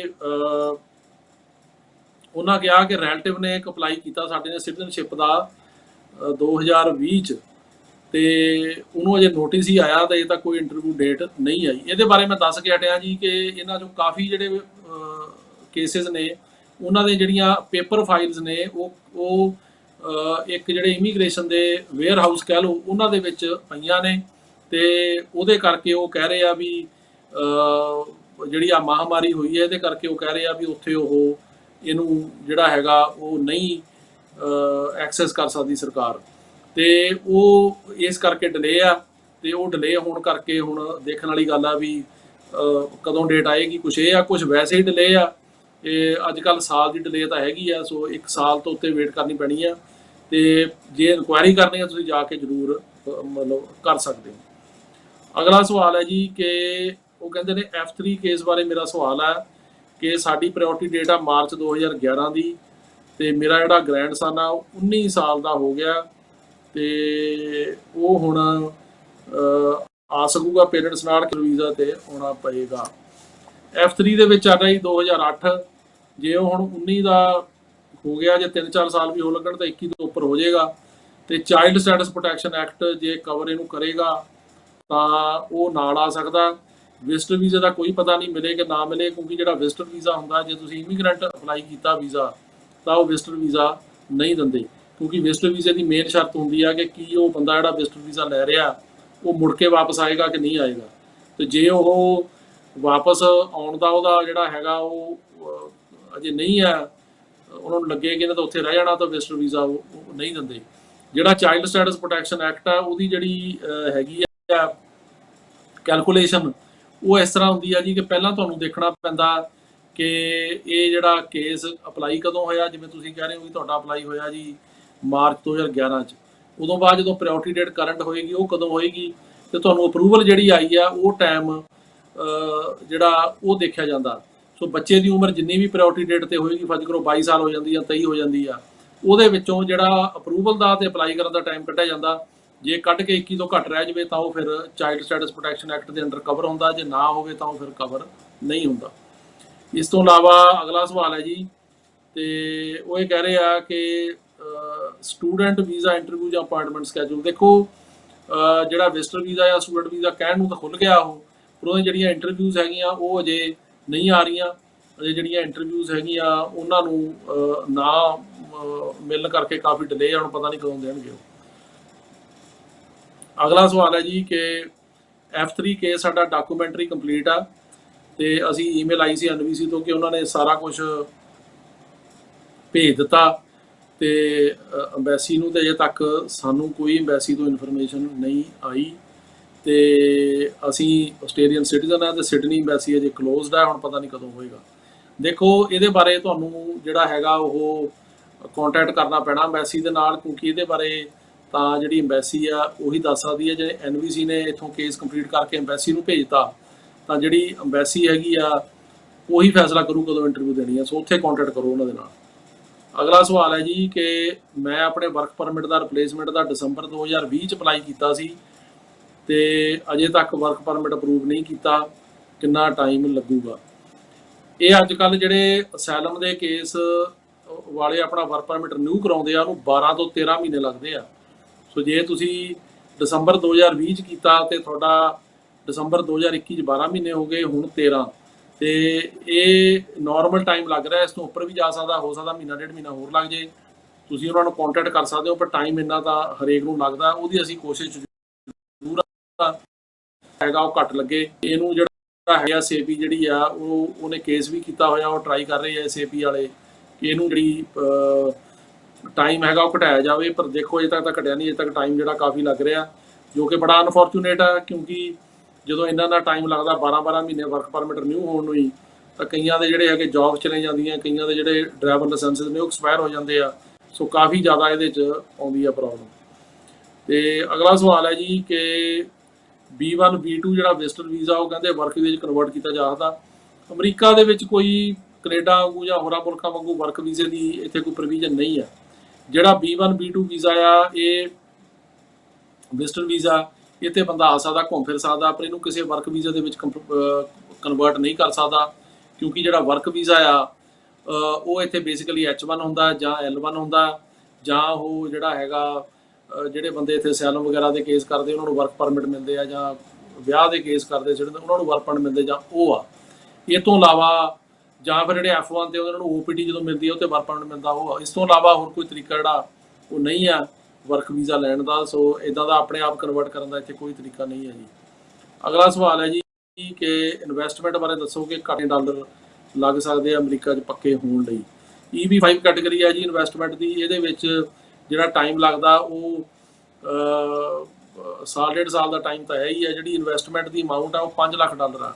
ਪਹਿਲਾਂ ਪਿਛਲੀ ਸਰਕਾਰ ਨੇ ਵਧਾ ਕੇ 9 ਲੱਖ ਕਰਤੀ ਸੀ, ਪਰ ਉਹ ਕੋਰਟ 'ਚ ਕੇਸ ਹੋ ਗਿਆ, ਕੋਰਟ ਨੇ ਘਟਾ ਕੇ ਫਿਰ 5 ਲੱਖ ਕਰਤੀ, ਤੇ 5 ਲੱਖ ਡਾਲਰ ਆ, ਤੇ ਇਹ ਅਮਾਊਂਟ ਇਹਦੇ 'ਚ ਚਾਹੀਦੀ ਹੈ ਜੀ। ਅਗਲਾ ਸਵਾਲ ਹੈ ਜੀ ਕਿ ਸਾਡਾ ਕੇਸ ਜਿਹੜਾ ਹੈਗਾ ਉਹ ਡਾਕੂਮੈਂਟਰੀ ਕੰਪਲੀਟ ਹੋ ਗਿਆ ਦਸੰਬਰ 4 2020 ਨੂੰ। ਉਹਨਾਂ ਨੇ ਸਾਨੂੰ ਈਮੇਲ ਹਰ 2 ਮਹੀਨੇ ਬਾਅਦ ਭੇਜਦੇ ਆ ਵੀ ਵੇਟ ਕਰੋ। ਹਾਂਜੀ, ਇਹ ਸਿਚੁਏਸ਼ਨ ਕਾਫੀ ਲੋਕਾਂ ਦੀ ਆ ਕਿ 2-2 ਮਹੀਨੇ ਬਾਅਦ ਉਹ ਕਹਿ ਰਹੇ ਆ ਕਿ ਡਾਕੂਮੈਂਟਰੀ ਕੰਪਲੀਟ ਆ, ਜੇ ਵੇਟ ਕਰੋ। ਸੋ ਇਹ ਤੁਹਾਨੂੰ ਵੇਟ ਕਰਨੀ ਪੈਣੀ ਹੈ, ਕਿਉਂਕਿ ਅਨਫੋਰਚੂਨੇਟਲੀ ਇੰਟਰਵਿਊ ਜਿਹੜੀਆਂ ਨੇ ਉਹ ਨਹੀਂ ਆ ਰਹੀਆਂ। ਸਵਾਲ ਹੈ ਜੀ, ਮੇਰੇ ਸਪਾਊਸ ਨੇ ਅਪਲਾਈ ਕੀਤਾ ਸੀ ਅਕਤੂਬਰ 2019 ਚ, ਡਾਕੂਮੈਂਟਰੀ ਕੁਆਲੀਫਾਈਡ ਹੋ ਗਿਆ ਸਪਟੈਂਬਰ 21 ਚ। ਵੇਟ ਕਰਨੀ ਪੈਣੀ ਹੈ ਜੀ, ਕਿਉਂਕਿ ਹਾਲਾਂਕਿ ਤੁਹਾਡੀ ਜਿਹੜੀ ਮੈਰਿਜ ਦੀ ਕੈਟਾਗਰੀ ਹੈ ਫਾਸਟ ਹੈ ਦੂਜੀਆਂ ਕੈਟਾਗਰੀਆਂ ਨਾਲੋਂ, ਪਰ ਫਿਰ ਵੀ ਕਿਉਂਕਿ ਇੰਟਰਵਿਊਜ਼ ਨਹੀਂ ਹੋ ਰਹੀਆਂ, ਕਾਫੀ ਡਿਲੇ ਆ, ਤੇ ਉਹ ਡਿਲੇ ਕਰਕੇ ਤੁਹਾਨੂੰ ਜਿਹੜੀ ਆ ਉਹ ਵੇਟ ਕਰਨੀ ਪਏਗੀ। ਅਗਲਾ ਸਵਾਲ ਹੈ ਜੀ ਕਿ ਹਸਬੈਂਡ ਸਾਡਾ ਗ੍ਰੀਨ ਕਾਰਡ ਹੋਲਡਰ ਹੈ ਜੀ, ਉਹਨੇ ਅਪਲਾਈ ਕੀਤੀ ਸੀ ਪਟੀਸ਼ਨ ਅਪ੍ਰੈਲ 2020 ਚ, ਤੇ I-130, ਤੇ ਕਿੰਨਾ ਟਾਈਮ ਲੱਗੇਗਾ? ਇਹਨੂੰ ਕਾਫੀ ਟਾਈਮ ਲੱਗੇਗਾ ਜੀ। ਅੱਜ ਕੱਲ੍ਹ ਜਿਹੜਾ ਨਾਰਮਲ ਪ੍ਰੋਸੀਜਰ ਅਪਰੂਵਲ ਦਾ ਹੀ 2 ਸਾਲ ਦਾ, ਉਸ ਤੋਂ ਬਾਅਦ ਅੱਗੇ NVC ਜਾਏਗਾ, ਫਿਰ ਇਹ ਕੇਸ ਅੰਬੈਸੀ ਜਾਏਗਾ, ਕਾਫੀ ਜ਼ਿਆਦਾ ਡਿਲੇ ਆ। ਅੱਗੇ ਨਾਲੋਂ ਤੁਸੀਂ ਲਾ ਲਓ ਵੀ ਆਲਮੋਸਟ ਜਿੰਨਾ ਅੱਗੇ ਟਾਈਮ ਲੱਗਦਾ ਸੀ 2 ਸਾਲ ਪਹਿਲਾਂ 3 ਸਾਲ, ਉਹ ਤੋਂ ਡਬਲ ਟਾਈਮ ਲੱਗ ਰਿਹਾ ਤਕਰੀਬਨ। ਅਗਲਾ ਸਵਾਲ ਹੈ ਜੀ ਕਿ F4 ਕੈਟਾਗਰੀ ਸਾਡਾ ਜਨਵਰੀ 2005 ਚ ਅਪਲਾਈ ਹੋਇਆ ਸੀਗਾ, ਲੈਟਰ ਸਾਨੂੰ 60 ਦਿਨ ਦਾ ਵੇਟ ਦਾ ਆਇਆ। ਤੇ ਹਾਂਜੀ, ਇਹ ਜਿਹੜੇ 60 ਡੇਜ਼ ਦੇ ਲੈਟਰ ਆ ਰਹੇ ਨੇ ਸਾਰਿਆਂ ਨੂੰ, ਕਾਫੀ ਜ਼ਿਆਦਾ ਡਿਲੇ ਹੈਗੀ ਆ, ਅਜੇ ਇੰਟਰਵਿਊਜ਼ ਨਹੀਂ ਕਰ ਰਹੇ। ਹੁਣ ਵੀਜ਼ਾ ਬੁਲੇਟਿਨ ਨਵਾਂ ਆਉਣਾ, ਹੁਣ ਦੇਖਦੇ ਹਾਂ ਜਦੋਂ ਨਵਾਂ ਆਉਂਦਾ ਫਰਵਰੀ ਦੇ ਵਿੱਚ ਵੀ ਕੀ ਉਹਦੇ ਚੇਂਜ ਹੁੰਦੀ ਆ। ਸਾਡੀ ਕੋਸ਼ਿਸ਼ ਹੈਗੀ ਆ ਵੀ ਜਿਹੜੀ ਐਮਬੈਸੀ, ਜਿਵੇਂ ਮੈਂ ਤੁਹਾਨੂੰ ਦੱਸਦਾ ਰਹਿੰਦਾ ਵੀ ਮੁੰਬਈ ਤੋਂ ਦਿੱਲੀ ਆਵੇ, ਜਿਹਦੇ ਨਾਲ ਕਿ ਫਾਸਟ ਇਹਦੀ ਜਿਹੜੀ ਪ੍ਰੋਸੈਸਿੰਗ ਹੈ ਇਹਨਾਂ ਕੇਸਾਂ ਦੀ ਹੋਵੇ, ਤੇ ਨਾਲੇ ਜਾਣਾ ਜਿਹੜਾ ਦੂਰ ਪੈਂਦਾ ਉੱਥੇ ਬਹੁਤ ਜ਼ਿਆਦਾ ਮੁੰਬਈ, ਉਹ ਘਟੇ। ਉਹਦੇ ਬਾਰੇ ਵੀ ਸਾਡੀਆਂ ਕੁਝ ਮੀਟਿੰਗਸ ਹੁਣ ਫਰਵਰੀ 'ਚ ਹੈਗੀਆਂ ਫੋਲੋ ਅਪ, ਉਹਦੇ ਬਾਰੇ ਮੈਂ ਤੁਹਾਨੂੰ ਫਰਵਰੀ ਦੇ ਵਿੱਚ ਜਿਹੜੀ ਅਪਡੇਟ ਆ ਉਹ ਜ਼ਰੂਰ ਦਿਆਂਗਾ। ਅਗਲਾ ਸਵਾਲ ਹੈ ਜੀ ਕਿ F4 ਕੈਟਾਗਰੀ ਦਾ ਮਈ 2006 ਚ ਅਪਲਾਈ ਕੀਤਾ ਸੀ, ਤੇ child the date of birth 97 ਫਰਵਰੀ ਦੀ ਹੈ, ਆਏਗਾ ਕਿ ਨਹੀਂ? F4 ਕੈਟਾਗਰੀ 2005 ਚੱਲ ਰਿਹਾ ਜੀ, 6 ਨੂੰ ਅਜੇ ਹੁਣ ਪਤਾ ਨਹੀਂ ਕਿੰਨਾ ਟਾਈਮ ਲੱਗਣਾ, ਸਾਲ ਲੱਗਣਾ ਕਿ 1.5 ਸਾਲ ਲੱਗਣਾ। ਤੇ ਜੇ 97 ਦੀ ਹੈਗੀ ਆ ਤੇ 21 ਸਾਲ ਤੋਂ ਉੱਪਰ ਹੋ ਗਿਆ, ਜੇ ਤਾਂ ਚਾਈਲਡ ਸਟੇਟਸ ਪ੍ਰੋਟੈਕਸ਼ਨ ਐਕਟ ਉਹਨੂੰ ਕਵਰ ਕਰੇਗਾ ਫਿਰ ਆ ਸਕਦਾ, ਜੇ ਨਹੀਂ ਤਾਂ ਫਿਰ ਨਹੀਂ ਆ ਸਕਦਾ। ਚਾਈਲਡ ਸਟੇਟਸ ਪ੍ਰੋਟੈਕਸ਼ਨ ਐਕਟ ਦੇ ਕਵਰ ਕਰਨ ਵਾਸਤੇ ਦੇਖਣਾ ਇਹ ਪੈਂਦਾ ਕਿ ਜਦੋਂ ਅਪਲਾਈ ਕੀਤਾ ਕੇਸ ਉਦੋਂ ਕੀ ਉਮਰ ਸੀ ਬੱਚੇ ਦੀ, ਫਿਰ ਜਦੋਂ ਅਪਰੂਵਲ ਹੋਇਆ ਉਦੋਂ ਕੀ ਸੀ, ਫਿਰ ਉਸ ਤੋਂ ਬਾਅਦ ਜਦੋਂ ਉਹਦਾ ਇਹ ਹੋ ਗਿਆ ਥੋੜੀ ਡੇਟ ਕਰੰਟ ਹੋ ਗਈ ਉਦੋਂ ਕਿੰਨੀ ਆ, ਤਾਂ ਟਾਈਮ ਵਿੱਚੋਂ ਕੱਢਿਆ ਜਾਂਦਾ, ਜੇ ਕੱਢ ਕੇ 21 ਤੋਂ ਘੱਟ ਰਹਿ ਜੇ ਫਿਰ ਆ ਸਕਦਾ। ਸੋ ਇਸ ਕਰਕੇ ਜਦੋਂ ਤੁਹਾਡੀ ਡੇਟ ਕਰੰਟ ਹੋਏਗੀ ਉਸ ਟਾਈਮ ਤੇ ਇਹਦੀ ਕੈਲਕੂਲੇਸ਼ਨ ਕੀਤੀ ਜਾ ਸਕਦੀ ਹੈ। ਅਗਲਾ ਸਵਾਲ ਹੈ ਜੀ, ਸਾਡਾ ਅਸਾਈਲਮ ਦਾ ਕੇਸ ਲੱਗਿਆ 18 ਵਿੱਚ, 3 ਇੰਟਰਵਿਊਆਂ ਤੇ ਨਹੀਂ ਜਾ ਸਕੇ, ਵਰਕ ਪਰਮਿਟ ਨਹੀਂ ਆਇਆ, ਰਿਕੁਐਸਟ ਪਾਈ ਹੋਈ ਆ, ਇਹਦਾ ਹੱਲ ਕੀ ਆ? ਜਦੋਂ ਤੁਸੀਂ ਅਸਾਈਲਮ ਆਫਿਸ ਦੀ ਇੰਟਰਵਿਊ ਤੇ ਨਹੀਂ ਜਾਂਦੇ, ਤੁਹਾਡਾ ਕਲੌਕ ਰੁਕ ਜਾਂਦਾ। ਉਹ ਕਲੌਕ ਰੁਕਣ ਤੋਂ ਬਾਅਦ ਜਿਹੜੇ 180 ਦਿਨ ਦਾ ਟਾਈਮ ਹੈ ਉਹ ਪੂਰਾ ਨਹੀਂ ਹੁੰਦਾ ਤੇ ਵਰਕ ਪਰਮਿਟ ਨਹੀਂ ਮਿਲਦਾ, ਕਿਉਂਕਿ ਲਾ ਇਹ ਆ ਕਿ ਜਦੋਂ ਕਿਸੇ ਨੇ ਅਸਾਈਲਮ ਲਾਇਆ, ਅਪਲਾਈ ਕਰਤਾ ਕੇਸ, ਉਸ ਤੋਂ ਬਾਅਦ 180 ਦਿਨ ਲੱਗਦੇ ਵਰਕ ਪਰਮਿਟ ਆਉਣ ਨੂੰ, ਤੇ ASAP ਦੀ ਮੈਂਬਰਸ਼ਿਪ ਲੈ ਕੇ, ਜੇ ASAP ਦੀ ਮੈਂਬਰਸ਼ਿਪ ਨਹੀਂ ਲਈ ਤਾਂ ਤਕਰੀਬਨ 1 ਸਾਲ ਲੱਗਦਾ।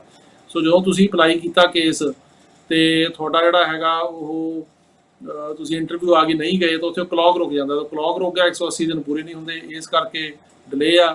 ਇਹਦਾ ਹੱਲ ਇੱਕੋ ਹੀ ਆ ਕਿ ਇੰਟਰਵਿਊ ਕਢਾਈ ਜਾਵੇ ਉੱਥੋਂ, ਜੇ ਉਹ ਇੰਟਰਵਿਊ ਦੇ ਦੇਣਗੇ ਇੰਟਰਵਿਊ ਤੇ ਜਾ ਕੇ ਕਲੌਕ ਜਿਹੜਾ ਸ਼ੁਰੂ ਹੋ ਜਾਏਗਾ। ਅਗਲਾ ਸਵਾਲ ਹੈ ਜੀ ਕਿ ਟਰੈਵਲ ਡਾਕੂਮੈਂਟਸ ਕਿਸ ਕੰਟਰੀ ਦੇ ਤੁਸੀਂ ਟਰੈਵਲ ਕਰ ਸਕਦੇ ਹੋ? ਸਾਡੇ ਕੋਲ ਸਿਰਫ ਟਰੈਵਲ ਡਾਕੂਮੈਂਟ ਆ। ਟਰੈਵਲ ਡਾਕੂਮੈਂਟ ਆ, ਤੁਸੀਂ ਕਿਸੇ ਵੀ ਕੰਟਰੀ ਜਾ ਸਕਦੇ ਹੋ। ਤੁਸੀਂ ਜਿਹਦਾ ਅਸਾਈਲਮ ਦਾ ਕੇਸ ਆ ਫਿਰ ਤਾਂ ਤੁਸੀਂ ਆਪਣੀ ਕੰਟਰੀ ਜਿੱਥੋਂ, ਜਿਵੇਂ ਇੰਡੀਆ ਤੋਂ ਤੁਸੀਂ ਆਇਆ ਅਸਾਈਲਮ ਕੀਤਾ, ਫਿਰ ਉੱਥੇ ਨਹੀਂ ਜਾ ਸਕਦੇ। ਪਰ ਜੇ ਤੁਹਾਡੇ ਕੋਲੇ ਵਿਆਹ ਜਾਂ ਕਿਸੇ ਹੋਰ ਕੇਸ ਦਾ ਟਰੈਵਲ ਡਾਕੂਮੈਂਟ, ਫਿਰ ਜਿੱਥੇ ਮਰਜ਼ੀ ਜਾ ਸਕਦੇ। ਅਗਲਾ ਸਵਾਲ ਹੈ ਜੀ ਕਿ ਪੇਰੈਂਟਸ ਦੇ ਕੇਸ ਦਾ ਕਦੋਂ ਤੱਕ ਸ਼ੁਰੂ ਹੋਊਗਾ? ਅਸੀਂ ਇੰਟਰਵਿਊ ਦੀ ਵੇਟ ਕਰ ਰਹੇ ਹਾਂ, ਅਜੇ ਕੁਝ ਨਹੀਂ ਕਹਿ ਸਕਦੇ ਜੀ। ਫਰਵਰੀ 'ਚ ਪਤਾ ਲੱਗੂਗਾ ਕਿ ਇੰਟਰਵਿਊ ਜਿਹੜੀਆਂ ਨੇ ਉਹ ਕਦੋਂ ਸ਼ੁਰੂ ਹੁੰਦੀਆਂ। ਜੇ ਇੰਟਰਵਿਊ ਸਾਰੀਆਂ ਬੰਦ ਨੇ, ਜੇ ਇੰਟਰਵਿਊ ਜਿਹੜੀਆਂ ਉਹ ਨਹੀਂ ਹੋ ਰਹੀਆਂ। ਅਗਲਾ ਸਵਾਲ ਹੈ ਜੀ, ਉਹ ਇਹ ਕਹਿ ਰਿਹਾ ਕਿ ਮੈਂ ਗ੍ਰੀਨ ਕਾਰਡ ਹੋਲਡਰ ਹਾਂ ਤੇ ਮੈਂ ਮਦਰ ਦਾ ਅਪਲਾਈ ਕੀਤਾ ਸੀ ਟੂਰਿਸਟ ਵੀਜ਼ਾ 18 ਵਿੱਚ, ਵੀਜ਼ਾ ਰਿਫਿਊਜ਼ ਹੋ ਗਿਆ, ਦੁਬਾਰਾ ਅਪਲਾਈ ਕਰ ਸਕਦੀ ਹਾਂ ਕਿ ਨਹੀਂ? ਮੈਂ ਸਟਿਲ ਗ੍ਰੀਨ ਕਾਰਡ ਹੋਲਡਰ ਹਾਂ। ਦੇਖੋ, ਤੁਸੀਂ ਵਿਜ਼ਟਰ ਵੀਜ਼ਾ ਤਾਂ ਦੁਬਾਰਾ ਅਪਲਾਈ ਕਰ ਹੀ ਸਕਦੇ ਹੋ, ਕਿਉਂਕਿ ਜਿਹੜਾ ਵਿਜ਼ਟਰ ਵੀਜ਼ਾ ਹੁੰਦਾ ਉਹਦਾ ਕੋਈ ਇਹ ਨਹੀਂ ਹੁੰਦਾ ਕਿ ਇਹਨੂੰ ਕਿੰਨੀ ਵਾਰੀ ਅਪਲਾਈ ਕਰਨਾ, ਅਨਲੈਸ ਕਿ ਉਹ ਨਾ ਇਹਨੂੰ ਬੰਦ ਕਰਨ ਕਿ ਤੁਸੀਂ ਉਹਨੂੰ ਅਪਲਾਈ ਨਹੀਂ ਕਰ ਸਕਦੇ। ਪਰ ਤੁਸੀਂ ਕਿਉਂਕਿ ਸਿਟੀਜ਼ਨ ਨਹੀਂ ਹੈਗੇ, ਤੁਸੀਂ ਉਹਨਾਂ ਦਾ ਇਮੀਗ੍ਰੈਂਟ ਵੀਜ਼ਾ ਨਹੀਂ ਅਪਲਾਈ ਕਰ ਸਕਦੇ। ਗ੍ਰੀਨ ਕਾਰਡ ਹੋਲਡਰ ਤਾਂ ਅਪਲਾਈ ਨਹੀਂ ਕਰ ਸਕਦਾ ਪੇਰੈਂਟਸ ਲਈ, ਸੋ ਇਸ ਕਰਕੇ ਉਹ ਸਿਟੀਜ਼ਨ ਬਣਨਾ ਪੈਂਦਾ ਅਪਲਾਈ ਕਰਨ ਲਈ। ਲੇਕਿਨ ਤੁਸੀਂ ਵਿਜ਼ਟਰ ਵੀਜ਼ਾ ਦੁਬਾਰਾ ਅਪਲਾਈ ਕਰਕੇ ਦੇਖ ਲਓ, ਪਰ ਜੇ ਇੱਕ ਵਾਰੀ ਰਿਫਿਊਜ਼ ਹੋ ਗਿਆ ਤਾਂ ਦੁਬਾਰਾ ਵੀ ਰਿਫਿਊਜ਼ ਹੋਣ ਦਾ ਹੀ ਚਾਂਸ ਜ਼ਿਆਦਾ ਹੋਵੇਗਾ। ਅਗਲਾ ਸਵਾਲ ਹੈ ਜੀ ਕਿ ਮੇਰੀ ਪ੍ਰਾਇਓਰਟੀ ਡੇਟ ਹੈ ਜੀ ਫਰਵਰੀ 1, 2005, ਡਾਕੂਮੈਂਟਰੀ ਕੁਆਲੀਫਾਈਡ ਹੋ ਗਿਆ ਸਤੰਬਰ 2021 ਵਿੱਚ, ਤੇ ਮੇਰੀ ਇੰਟਰਵਿਊ ਜਿਹੜੀ ਆ ਉਹ ਕਦੋਂ ਤੱਕ ਆਏਗੀ? ਇਹਦੇ ਬਾਰੇ ਜੇ ਕੁਝ ਨਹੀਂ ਕਹਿ ਸਕਦੇ ਜੀ, ਤੁਹਾਨੂੰ ਵੇਟ ਕਰਨੀ ਪੈਣੀ ਆ। ਸਾਰੀਆਂ ਇੰਟਰਵਿਊ ਜਿਹੜੀਆਂ ਕਾਫੀ ਡਿਲੇ ਆ, ਤੇ ਉਹਦੇ ਵਿੱਚ ਇਹ ਕਹਿ ਰਹੇ ਆ ਕਿ ਜਿਹੜੀ ਹੈਗੀ 60 ਡੇਜ਼ ਦੀ ਲੈਟਰ ਆ ਜਾਂਦੀ ਹੈ, ਦੇ ਸਿਗਨੀਫੀਕੈਂਟ ਡਿਲੇ। ਤੇ ਇਹਦੇ ਬਾਰੇ ਜੇ ਕੁਝ ਨਹੀਂ ਕਹਿ ਸਕਦੇ ਕਦੋਂ ਆਊਗੀ, ਕਿ 2 ਮਹੀਨੇ ਲੱਗਣਗੇ, 3 ਲੱਗਣਗੇ, ਕਿ 4 ਲੱਗਣਗੇ, ਕੁਝ ਨਹੀਂ ਕਹਿ ਸਕਦੇ। ਅਗਲਾ ਸਵਾਲ ਹੈ ਜੀ, ਮੈਨੂੰ ਗ੍ਰੀਨ ਕਾਰਡ ਉਹ ਕਹਿੰਦੇ ਮਿਲਿਆ ਮੈਰਿਜ ਦੀ ਬੇਸ ਤੇ ਗ੍ਰੀਨ ਕਾਰਡ ਹੋਲਡਰ ਤੋਂ। ਮੇਰੀ ਵਾਈਫ ਨੂੰ ਸਿਟੀਜ਼ਨਸ਼ਿਪ ਮਿਲ ਗਈ, 2 ਮਹੀਨੇ ਹੋ ਗਏ, ਤੇ ਮੈਂ ਸਿਟੀਜ਼ਨਸ਼ਿਪ ਹੁਣ ਅਪਲਾਈ ਕਰ ਸਕਦਾ ਕਿ ਜੇ ਮੇਰੀ ਵਾਈਫ ਨੂੰ 3 ਸਾਲ ਹੋ ਜਾਣ ਸਿਟੀਜ਼ਨ ਬਣੇ ਨੂੰ? ਉਹਦੇ 3 ਸਾਲ ਹੋਣੇ ਜ਼ਰੂਰੀ ਹੈ ਜੀ। ਇਹ ਲਾ ਹੈਗਾ ਕਿ ਜੇ ਤੁਹਾਡੀ ਵਾਈਫ ਜਾਂ ਹਸਬੈਂਡ ਜਿਹਦੇ ਰਾਹੀਂ ਤੁਹਾਨੂੰ ਗ੍ਰੀਨ ਕਾਰਡ ਮਿਲਿਆ, ਉਹਨੂੰ ਸਿਟੀਜ਼ਨ ਬਣੇ ਨੂੰ 3 ਸਾਲ ਹੋ ਗਏ ਹੋਣ, ਫਿਰ ਤੁਸੀਂ ਹੁਣ ਲੈ ਸਕਦੇ ਹੋ। ਅਦਰਵਾਈਜ਼ ਤੁਹਾਨੂੰ ਜਿਹੜੀ ਆ ਉਹ 3 ਸਾਲ ਦੀ ਵੇਟ ਕਰਨੀ ਪਏਗੀ ਜਦ ਤੱਕ ਉਹ ਸਿਟੀਜ਼ਨ ਨਹੀਂ ਬਣਦਾ, ਜਾਂ ਤੁਹਾਡੇ ਆਪਣੇ 5 ਹੋ ਜਾਣ ਗ੍ਰੀਨ ਕਾਰਡ ਤੇ, ਫਿਰ ਤੁਸੀਂ ਕਰ ਸਕਦੇ ਹੋ। ਅਗਲਾ ਸਵਾਲ ਹੈ ਜੀ ਕਿ ਇਹ ਦੱਸੋ ਕਿ ਮੇਰਾ ਕੇਸ ਨਵੰਬਰ 2020 ਦੇ ਵਿੱਚ NVC ਕੋ ਅਪਰੂਵ ਹੋ ਗਿਆ, ਸੋ ਇਹ ਤੱਕ ਇੰਟਰਵਿਊ ਦੀ ਡੇਟ ਨਹੀਂ ਆਈ, ਇਹਨੂੰ ਕਿੰਨਾ ਟਾਈਮ ਲੱਗੂਗਾ? ਦੇਖੋ, ਜੇ ਤੁਹਾਡਾ ਕੇਸ ਅਪਰੂਵ ਹੋ ਗਿਆ ਨਵੰਬਰ 2020 'ਚ, ਇਹਨੂੰ ਅਜੇ ਟਾਈਮ ਲੱਗ ਸਕਦਾ। ਅਜੇ ਤਾਂ ਡਿਲੇ ਜਿਹੜੀ ਹੈਗੀ ਆ ਉਹ ਕਾਫੀ ਹੈ, ਕਿਉਂਕਿ ਕੁਝ ਦੇਰ ਤੋਂ ਇੰਟਰਵਿਊਜ਼ ਹੋ ਹੀ ਨਹੀਂ ਰਹੀਆਂ। ਸੋ ਇਹਦੇ ਬਾਰੇ ਆਪਾਂ ਕੋਈ ਪ੍ਰੈਡਿਕਸ਼ਨ ਨਹੀਂ ਕਰ ਸਕਦੇ ਕਿ ਕਿੰਨਾ ਟਾਈਮ ਲੱਗੇਗਾ। ਸੋ ਇਹ ਹੁਣ ਦੇਖਣ ਵਾਲੀ ਗੱਲ ਆ ਕਿ ਕੀ ਹੋਏਗਾ। ਤੇ ਅਗਲਾ ਸਵਾਲ ਹੈ ਜੀ ਕਿ 2000 F4 ਦਾ 2008 ਦੇ ਅਪਲਾਈ ਕੀਤਾ ਤੇ ਇਹਨੂੰ ਕਿੰਨਾ ਟਾਈਮ ਲੱਗੂਗਾ? ਅਜੇ F4 ਦਾ ਜੀ ਸਤੰਬਰ 2005 ਚੱਲ ਰਿਹਾ, ਤੇ 8 ਦਾ ਜੇ ਕੋਈ ਪਤਾ ਨਹੀਂ ਕਿੰਨਾ ਟਾਈਮ ਲੱਗੂ। ਜੇ ਜ਼ਿਆਦਾ ਟਾਈਮ ਵੀ ਲੱਗ ਸਕਦਾ, ਤਾਂ 5 ਵਾਲੇ ਹੀ ਨਹੀਂ ਆਏ, ਤੇ 8 ਨੂੰ ਹੋ ਸਕਦਾ 3 ਸਾਲ ਲੱਗਣ, 4 ਲੱਗਣ, ਕੁਝ ਨਹੀਂ ਕਹਿ ਸਕਦੇ। ਅਗਲਾ ਸਵਾਲ ਹੈ ਜੀ ਕਿ ਵਿਜ਼ਟਰ ਜਿਹੜਾ ਵੀਜ਼ਾ ਬੁਲੇਟਿਨ ਹੈ ਕਦੋਂ ਮੂਵ ਹੋਏਗਾ? ਇਹਦੇ ਬਾਰੇ ਪਤਾ ਲੱਗਣਾ ਜੀ ਹੁਣ ਜਦੋਂ ਨਵਾਂ ਫਰਵਰੀ ਦਾ ਵੀਜ਼ਾ ਬੁਲੇਟਿਨ ਆਏਗਾ ਵੀ ਮੂਵ ਹੋਇਆ ਕਿ ਨਹੀਂ ਹੋਇਆ। ਅਜੇ ਫਿਲਹਾਲ ਇਹਦੇ ਬਾਰੇ ਆਪਾਂ ਇਹ ਗੱਲ ਨਹੀਂ ਕਹਿ ਸਕਦੇ ਕਿ ਕਦੋਂ ਮੂਵ ਹੋਊਗਾ। ਹੁਣ ਫਰਵਰੀ ਦਾ ਦੇਖਦੇ ਹਾਂ ਜਦੋਂ ਆਉਂਦਾ ਵੀ ਉਹਦੇ 'ਚ ਕੋਈ ਮੂਵਮੈਂਟ ਹੈ ਜਾਂ ਨਹੀਂ। ਅਗਲਾ ਸਵਾਲ ਹੈ ਜੀ ਕਿ I-730 ਪਟੀਸ਼ਨ ਲਗਾਈ ਸੀ, ਏਜ ਓਵਰ ਹੋ ਗਈ ਆ, ਕੋਈ ਇਸ਼ੂ ਤਾਂ ਨਹੀਂ ਬਣ ਸਕਦਾ? ਜਦੋਂ I-589 ਫਾਈਲ ਕੀਤਾ ਸੀ ਉਦੋਂ 21 ਸਾਲ ਤੋਂ ਘੱਟ ਸੀ। I-730 ਪਟੀਸ਼ਨ ਹੁੰਦੀ ਹੈ ਜਦੋਂ ਕਿਸੇ ਦਾ ਅਸਾਈਲਮ ਪਾਸ ਹੁੰਦਾ, ਉਹ ਆਪਣੀ ਫੈਮਿਲੀ ਲਈ, ਆਪਣੇ ਹਸਬੈਂਡ ਜਾਂ ਵਾਈਫ ਜਾਂ ਬੱਚਿਆਂ ਲਈ ਅਪਲਾਈ ਕਰਦਾ। ਜਦੋਂ ਤੁਸੀਂ ਪਟੀਸ਼ਨ ਫਾਈਲ ਕੀਤੀ ਹੈ ਜਾਂ I-589 ਕੀਤਾ, ਜਦੋਂ ਉਮਰ 21 ਸਾਲ ਤੋਂ ਘੱਟ ਆ, ਚੱਲਦੇ ਕੇਸ 21 ਤੋਂ ਵੱਧ ਵੀ ਹੋਵੇ ਤਾਂ ਵੀ ਉਹ ਕਵਰ ਹੋ ਜਾਂਦਾ, ਉਹਨੂੰ child stats protection act cover ਕਰ ਲੈਂਦਾ ਜੇ ਬੱਚਾ ਅਨਮੈਰਿਡ ਆ। ਪਰ ਸ਼ਰਤ ਇਹੀ ਆ ਕਿ ਅਪਲਾਈ ਕਰਨ ਵੇਲੇ 21 ਤੋਂ ਘੱਟ ਹੋਣੀ ਚਾਹੀਦੀ, ਜੇ ਚੱਲਦੇ ਟਾਈਮ 'ਚ ਵੱਧ ਹੋ ਜਾਵੇ ਤਾਂ ਉਹ ਕਵਰ ਹੋ ਜਾਏਗਾ ਜੀ। ਅਗਲਾ ਸਵਾਲ ਹੈਗਾ ਜੀ ਕਿ ਸਾਡਾ ਕੇਸ ਅਕਤੂਬਰ 2019 'ਚ ਅਪਲਾਈ ਕੀਤਾ ਸੀ ਮੇਰੇ ਫਾਦਰ ਵੱਲੋਂ F2B ਕੈਟਾਗਰੀ ਦੇ ਵਿੱਚ। F2B ਕੈਟਾਗਰੀ ਦਾ ਬਹੁਤ ਟਾਈਮ ਲੱਗੂਗਾ ਜੀ, ਅਜੇ ਉੱਥੇ 2015 ਚੱਲ ਰਿਹਾ, ਤੇ ਇਹ ਕੈਟਾਗਰੀ ਹੈਗੀ ਜਿਹੜਾ ਗ੍ਰੀਨ ਕਾਰਡ ਹੋਲਡਰ ਆਪਣੇ ਅਨਮੈਰਿਡ ਬੱਚੇ ਓਵਰ 21 ਲਈ ਕਰਦਾ। ਤੋਂ ਅਜੇ ਤਕਰੀਬਨ ਉੱਥੇ 2015 ਚੱਲਦਾ, ਤੁਸੀਂ ਜੇ 2019 'ਚ ਕੀਤਾ ਇਹਨੂੰ 4-5 ਸਾਲ ਹੋਰ ਲੱਗ ਸਕਦੇ ਆ। ਤੇ ਅਗਲਾ ਸਵਾਲ ਹੈ ਜੀ ਕਿ C1D ਵੀਜ਼ੇ ਤੇ ਆ ਕੇ ਅਸਾਈਲਮ ਲਾ ਸਕਦਾ, ਬਾਰਡਰ ਕ੍ਰਾਸ ਕਰਕੇ ਕੈਂਪ 'ਚੋਂ ਆਉਣ 'ਚ ਅਸਾਈਲਮ ਲਾ ਸਕਦਾ, ਤੇ ਕਿਹਦਾ ਕੀ ਬੈਨੀਫਿਟ ਆ? ਦੇਖੋ, ਪੋਲੀਟੀਕਲ ਅਸਾਈਲਮ ਦਾ ਕੇਸ ਜਿਹੜਾ ਉਹ ਕੋਈ ਵੀ ਕਰ ਸਕਦਾ, ਚਾਹੇ ਉਹ ਕੈਂਪ 'ਚੋਂ ਆਇਆ, ਚਾਹੇ C1D ਤੇ ਆਇਆ, ਚਾਹੇ ਉਹ ਵਿਜ਼ਟਰ ਵੀਜ਼ੇ ਤੇ ਆਇਆ, ਚਾਹੇ ਸਟੂਡੈਂਟ ਤੇ ਆਇਆ। ਗੱਲ ਸਿਰਫ ਇਹ ਆ ਕਿ ਜਿਹੜੇ ਅਸਾਈਲਮ ਦੇ 5 ਗਰਾਊਂਡ ਨੇ ਉਹਨਾਂ ਵਿੱਚ ਉਹਦਾ ਕੇਸ ਹੋਣਾ ਚਾਹੀਦਾ, ਤੇ ਕੇਸ ਜਿਹੜਾ ਹੈਗਾ ਉਹ ਸੱਚਾ ਹੋਵੇ, ਬੋਨਾਫਾਈਡ ਹੋਵੇ, ਤੇ ਉਹਦੇ ਕੋਲ ਡਾਕੂਮੈਂਟੇਸ਼ਨ ਹੋਵੇ ਉਹ ਪ੍ਰੂਵ ਕਰਨ ਵਾਸਤੇ। ਤੇ ਜੇ ਉਹਦੇ ਕੋਲ ਡਾਕੂਮੈਂਟੇਸ਼ਨ ਹੈਗੀ ਆ ਪ੍ਰੂਵ ਕਰਨ ਦੀ ਤਾਂ ਉਹ ਕੇਸ ਜਿਹੜਾ ਉਹ ਅਪਲਾਈ ਉਹ ਮਤਲਬ ਕਰ ਸਕਦਾ। ਪਰ ਜੇ ਉਹਦਾ ਕੇਸ ਅਸਾਈਲਮ ਦੇ 5 ਗਰਾਊਂਡਾਂ ਦੇ ਵਿੱਚ ਨਹੀਂ ਆਉਂਦਾ ਤੇ ਜਾਂ ਉਹਦੇ ਕੋਲ ਡਾਕੂਮੈਂਟੇਸ਼ਨ ਨਹੀਂ ਹੈਗੀ ਤਾਂ ਉਹ ਇਹ ਕੇਸ ਨਹੀਂ ਕਰ ਸਕਦਾ। ਸੋ ਜੇ ਉਹਦੇ ਕੋਲ ਪ੍ਰੋਪਰ ਡਾਕੂਮੈਂਟੇਸ਼ਨ ਹੈਗੀ ਆ, ਉਹ ਇਹ ਸਾਬਤ ਕਰ ਸਕਦਾ ਕਿ ਉਹਨੂੰ ਪਰਸੀਕਿਊਟ ਕੀਤਾ ਗਿਆ ਆਪਣੀ ਕੰਟਰੀ ਦੇ ਵਿੱਚ ਅਸਾਈਲਮ ਦੇ 5 ਗਰਾਊਂਡਾਂ ਦੇ ਅਧੀਨ, ਤੇ ਉਹਦੇ ਕੋਲ ਬਕਾਇਦਾ ਉਹਦੇ ਸਬੂਤ ਵੀ ਹੈਗੇ ਨੇ, ਤਾਂ ਉਹ ਕੇਸ ਲਾ ਸਕਦਾ। ਅਗਲਾ ਸਵਾਲ ਹੈ ਜੀ ਕਿ ਮੈਕਸੀਕੋ ਤੋਂ ਅਮਰੀਕਾ ਇਲੀਗਲ ਐਂਟਰੀ ਲਈ ਅਮਰੀਕਾ ਦੇ ਵਿੱਚ ਉਸ ਤੋਂ ਬਾਅਦ ਪੀਆਰ ਕਿੰਨੀ ਦੇਰ 'ਚ ਮਿਲਦੀ ਆ? ਆਪਣੇ ਆਪ ਅਮਰੀਕਾ 'ਚ ਪੀਆਰ ਨਹੀਂ ਮਿਲਦੀ ਜੀ। ਮੈਕਸੀਕੋ ਤੋਂ ਆਉਣ ਨਾਲ ਪੋਲੀਟੀਕਲ ਅਸਾਈਲਮ ਦਾ ਕੇਸ ਕਰਦੇ ਨੇ ਬੰਦੇ ਜਿਹੜੇ ਆਉਂਦੇ ਆ, ਉਹ ਜਦੋਂ ਅਸਾਈਲਮ ਦਾ ਕੇਸ ਪਾਸ ਹੋ ਜਾਂਦਾ ਜਿਹੜੀ ਵੀ ਸਟੇਟ 'ਚ, ਉਸ ਤੋਂ 1 ਸਾਲ ਬਾਅਦ ਗ੍ਰੀਨ ਕਾਰਡ ਅਪਲਾਈ ਹੁੰਦਾ। ਹੁਣ ਪਾਸ ਹੋਣ ਨੂੰ 2 ਸਾਲ ਵੀ ਲੱਗ ਸਕਦੇ ਆ, 3 ਸਾਲ ਵੀ ਲੱਗ ਸਕਦੇ ਆ, 1 ਸਾਲ ਵੀ ਲੱਗ ਸਕਦਾ। ਇਹ ਉਹਨਾਂ ਦੀ ਮਰਜ਼ੀ ਆ ਜਦੋਂ ਡੇਟਾਂ ਪੈਂਦੀਆਂ ਨੇ। ਜਦੋਂ ਕੇਸ ਪਾਸ ਹੁੰਦਾ ਉਸ ਤੋਂ 1 ਸਾਲ ਬਾਅਦ ਤੁਸੀਂ ਗ੍ਰੀਨ ਕਾਰਡ ਅਪਲਾਈ ਕਰਦੇ ਹੋ। ਗਾਂ ਗ੍ਰੀਨ ਕਾਰਡ ਅਪਲਾਈ ਕਰਕੇ ਵੀ 2-2.5 ਸਾਲ ਦੀ ਡਿਲੇ ਆ, ਇਹ ਆ ਜੀ। ਪਰ ਇਹ ਆ ਵੀ 6 ਮਹੀਨੇ ਬਾਅਦ ASAP ਦੀ ਮੈਂਬਰਸ਼ਿਪ ਲੈ ਕੇ ਤੁਹਾਨੂੰ ਵਰਕ ਪਰਮਿਟ ਮਿਲ ਜਾਂਦਾ। ਅਗਲਾ ਸਵਾਲ ਹੈ ਜੀ ਕਿ F3 ਕੇਸ 2009 ਦੇ ਵਿੱਚ ਅਸੀਂ ਲਾਇਆ ਸੀ ਤੇ ਸਿਵਲ ਡਾਕੂਮੈਂਟ ਸਾਰੇ 21 ਚਲੇ ਗਏ ਸੀਗੇ ਤੇ NVC ਵੱਲੋਂ ਪੁਲਿਸ ਕਲੀਅਰੈਂਸ ਉਹਨਾਂ ਨੇ ਫੇਰ ਮੰਗੀ, ਅਸੀਂ ਦੇਤੀ ਤੇ ਹੁਣ ਕਦੋਂ ਇਹਦੀ ਇੰਟਰਵਿਊ ਵਗੈਰਾ ਆਏਗੀ ਇਹਦੇ ਬਾਰੇ ਕੁਝ ਨਹੀਂ ਕਹਿ ਸਕਦੇ ਜੀ। ਇਹਨੂੰ 2-3 ਮਹੀਨੇ ਵੀ ਲੱਗ ਸਕਦੇ, 6 ਮਹੀਨੇ ਦੇ ਕੁਝ ਇੰਟਰਵਿਊ ਸ਼ੁਰੂ ਨਹੀਂ ਹੋਈਆਂ। ਹੁਣ ਦੇਖਦੇ ਆਉਂਦੇ ਮਹੀਨਿਆਂ ਵਿੱਚ ਸ਼ੁਰੂ ਹੋਣਗੀਆਂ ਤਾਂ ਉਹ ਦੱਸਾਂਗੇ। ਅਜੇ ਫਿਲਹਾਲ ਇਹਦੇ ਬਾਰੇ ਆਪਾਂ ਕੋਈ ਡਿਟੇਲ ਦੇ ਵਿੱਚ ਜਾਂ ਇਹ ਗੱਲ ਜਿਹੜੀ ਆ ਉਹ ਨਹੀਂ ਦੱਸ ਸਕਦੇ ਕਿ ਕਿੰਨਾ ਟਾਈਮ ਲੱਗੇਗਾ। ਅਗਲਾ ਸਵਾਲ ਹੈ ਜੀ ਕਿ ਮੇਰੇ ਮਦਰ ਨੂੰ 2007 ਵਿੱਚ ਗ੍ਰੀਨ ਕਾਰਡ ਮਿਲਿਆ ਸੀ, ਉਹਨਾਂ ਨੇ 11 ਮਹੀਨੇ ਤੋਂ ਜ਼ਿਆਦਾ ਟਾਈਮ USA ਤੋਂ ਬਾਹਰ ਨਹੀਂ ਲਗਾਇਆ ਤੇ ਸਿਟੀਜ਼ਨਸ਼ਿਪ ਅਪਲਾਈ ਕਰ ਸਕਦੇ ਆ ਕਿ ਨਹੀਂ? ਦੇਖੋ ਇਸ ਤਰ੍ਹਾਂ ਆ ਕਿ ਜੇ ਕੋਈ ਗ੍ਰੀਨ ਕਾਰਡ ਹੋਲਡਰ 6 ਮਹੀਨੇ ਤੋਂ ਬਾਅਦ ਟਾਈਮ ਬਾਹਰ ਰਹਿ ਜਾਂਦਾ ਤਾਂ ਉਹਨੂੰ ਫਿਰ ਸਿਟੀਜ਼ਨਸ਼ਿਪ ਵੇਲੇ ਇਹਦੀ ਪ੍ਰੋਬਲਮ ਆਉਂਦੀ ਆ। ਜੇ ਸਾਲ ਤੋਂ ਵੱਧ ਰਹਿ ਜਾਂਦਾ ਤਾਂ ਉਹਦਾ ਗ੍ਰੀਨ ਕਾਰਡ ਹੀ ਖਤਮ ਹੋ ਜਾਂਦਾ ਜੇ ਪਰਮਿਸ਼ਨ ਤੋਂ ਬਿਨਾਂ ਰਹੇ। ਜੇ ਉਹ ਪਰਮਿਸ਼ਨ ਲੈ ਕੇ ਸਾਲ ਤੋਂ ਵੱਧ ਰਹਿੰਦਾ, ਜਿਵੇਂ 1.5 ਸਾਲ ਰਹਿ ਆ ਪਰਮਿਸ਼ਨ ਲੈ ਕੇ, ਤਾਂ ਫਿਰ ਉਹਦਾ ਜਿਹੜਾ ਟਾਈਮ ਹੈ ਉਹ ਟਾਈਮ ਗਿਣਿਆ ਨਹੀਂ ਜਾਂਦਾ ਸਿਟੀਜ਼ਨਸ਼ਿਪ ਦੇ ਵਿੱਚ ਬਿਲਕੁਲ ਵੀ। ਸੋ ਲਾ ਇਹ ਹੈਗਾ ਕਿ ਪਿਛਲੇ 5 ਸਾਲਾਂ ਦੇ ਵਿੱਚੋਂ 2.5 ਸਾਲ ਤੁਸੀਂ ਅਮਰੀਕਾ ਦੇ ਵਿੱਚ ਰਹਿੰਦੇ ਹੋਣੇ ਚਾਹੀਦੇ ਆ, ਕਿ ਤੁਸੀਂ 2.5 ਸਾਲ ਇੱਥੇ ਸਟੇ ਕੀਤੀ ਹੋਵੇ ਤੇ ਉਹ 2.5 ਸਾਲਾਂ ਦੇ ਵਿੱਚ ਵੀ 6 ਮਹੀਨੇ ਤੋਂ ਬਾਅਦ ਤੁਸੀਂ ਬਾਹਰ ਨਾ ਰਹੇ ਹੋ। ਜੇ 11 ਮਹੀਨੇ ਬਾਹਰ ਰਹੇ ਆ ਤਾਂ ਪ੍ਰੋਬਲਮ ਇਹਦੇ 'ਚ ਆ ਸਕਦੀ ਹੈ। ਉਹ ਐਕਸਪਲੇਨੇਸ਼ਨ ਮੰਗਣਗੇ ਵੀ ਕਿਉਂ ਰਹੇ ਆ। ਜੇ ਤੁਸੀਂ ਵੈਲਿਡ ਐਕਸਪਲੇਨੇਸ਼ਨ ਦੇ ਸਕੋਗੇ ਤਾਂ ਫਿਰ ਉਹ ਇਹ ਚੀਜ਼ ਨੂੰ ਮਾਫ ਵੀ ਕਰ ਸਕਦੇ ਆ। ਅਗਲਾ ਸਵਾਲ ਹੈ ਜੀ ਕਿ ਮੇਰੀ ਵਾਈਫ ਨੇ ਮੇਰਾ ਕੇਸ ਲਗਾਇਆ ਸੀ ਨਵੰਬਰ 2020 'ਚ, ਪਰ ਅਜੇ ਤੱਕ I-130 ਅਪਰੂਵ ਨਹੀਂ ਹੋਈ, ਤੇ ਕੀ ਕਰਨਾ ਚਾਹੀਦਾ?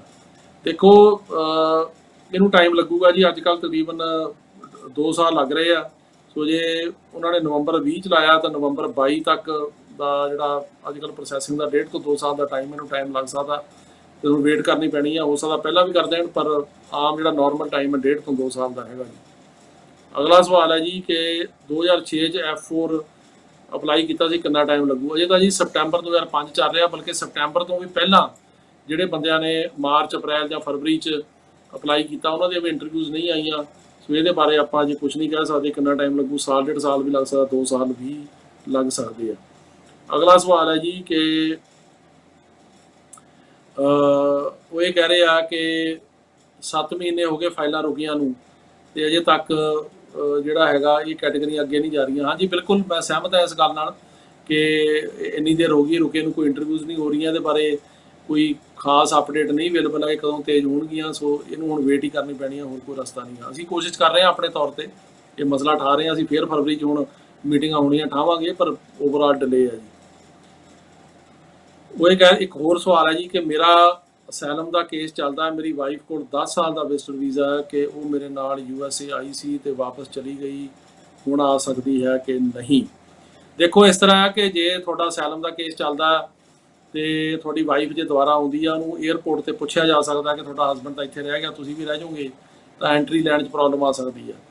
ਪਰ ਜੇ ਵੀਜ਼ਾ ਵੈਲਿਡ ਆ ਟਰਾਈ ਕਰ ਸਕਦੇ ਆ, ਹੋ ਸਕਦਾ ਨਾ ਵੀ। ਇਹ ਜਿਹੜਾ ਉੱਥੇ ਅਫਸਰ ਹੋਊਗਾ ਉੱਥੇ ਡਿਪੈਂਡ ਕਰੂਗਾ ਕਿ ਉਹ ਕੀ ਕਰਦਾ। ਕਈ ਅਫਸਰ ਜਿਹੜੇ ਨੇ ਉਹ ਐਂਟਰੀ ਦੇ ਸਕਦੇ ਆ, ਪਰ ਕਈ ਅਫਸਰ ਜਿਹੜੇ ਆ ਉਹ ਇਸ ਗੱਲ ਤੇ ਜਿਹੜਾ ਹੈਗਾ ਉਹਨਾਂ ਨੂੰ ਇਹ ਸਵਾਲ ਪਾ ਸਕਦੇ ਆ ਕਿ ਤੁਸੀਂ, ਤੁਹਾਡੇ ਹਸਬੈਂਡ ਨਹੀਂ ਰੁਕਿਆ, ਤੁਸੀਂ ਵੀ ਨਹੀਂ ਰੁਕਣਾ, ਤੁਸੀਂ ਵਾਪਸ ਨਹੀਂ ਜਾਣਾ, ਤੇ ਇਸ ਕਰਕੇ ਤੁਸੀਂ ਜਿਹੜਾ ਹੈਗਾ ਉਹ ਤੁਹਾਨੂੰ ਅਸੀਂ ਐਂਟਰੀ ਨਹੀਂ ਦੇਣੀ। ਕਿਉਂਕਿ ਜਿਹੜਾ ਵਿਜ਼ਟਰ ਵੀਜ਼ਾ ਹੁੰਦਾ ਉਹਦੀ ਇਹ ਜਿਹੜੀ ਹੁੰਦੀ ਸ਼ਰਤ ਹੁੰਦੀ ਆ ਕਿ ਤੁਸੀਂ ਵਾਪਸ ਜਾਓਗੇ।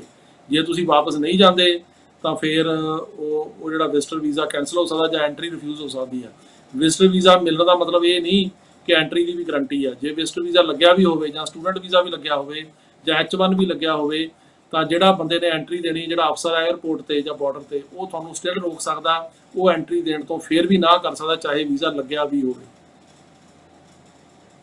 ਅੱਜ ਦਾ ਆਖਰੀ ਸਵਾਲ ਹੈ ਜੀ ਕਿ ਇਹ ਦੱਸੋ ਕਿ ਜੇ ਕੋਈ ਫੈਮਿਲੀ ਨਾਲ ਮੈਕਸੀਕੋ ਬਾਰਡਰ ਤੇ ਆਇਆ ਹੋਵੇ ਤਾਂ ਬੌਂਡ ਕਿੰਨਾ ਪੈਂਦਾ?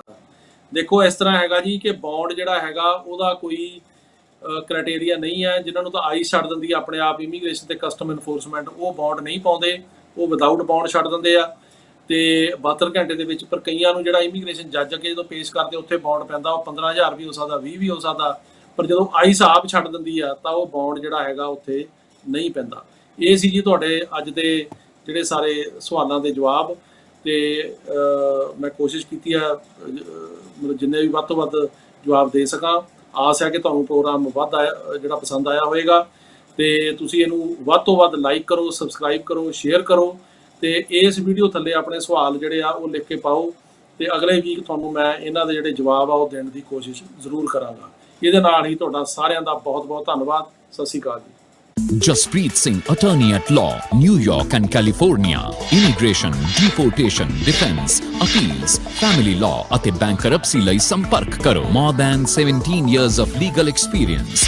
Jaspreet Singh, attorney at law.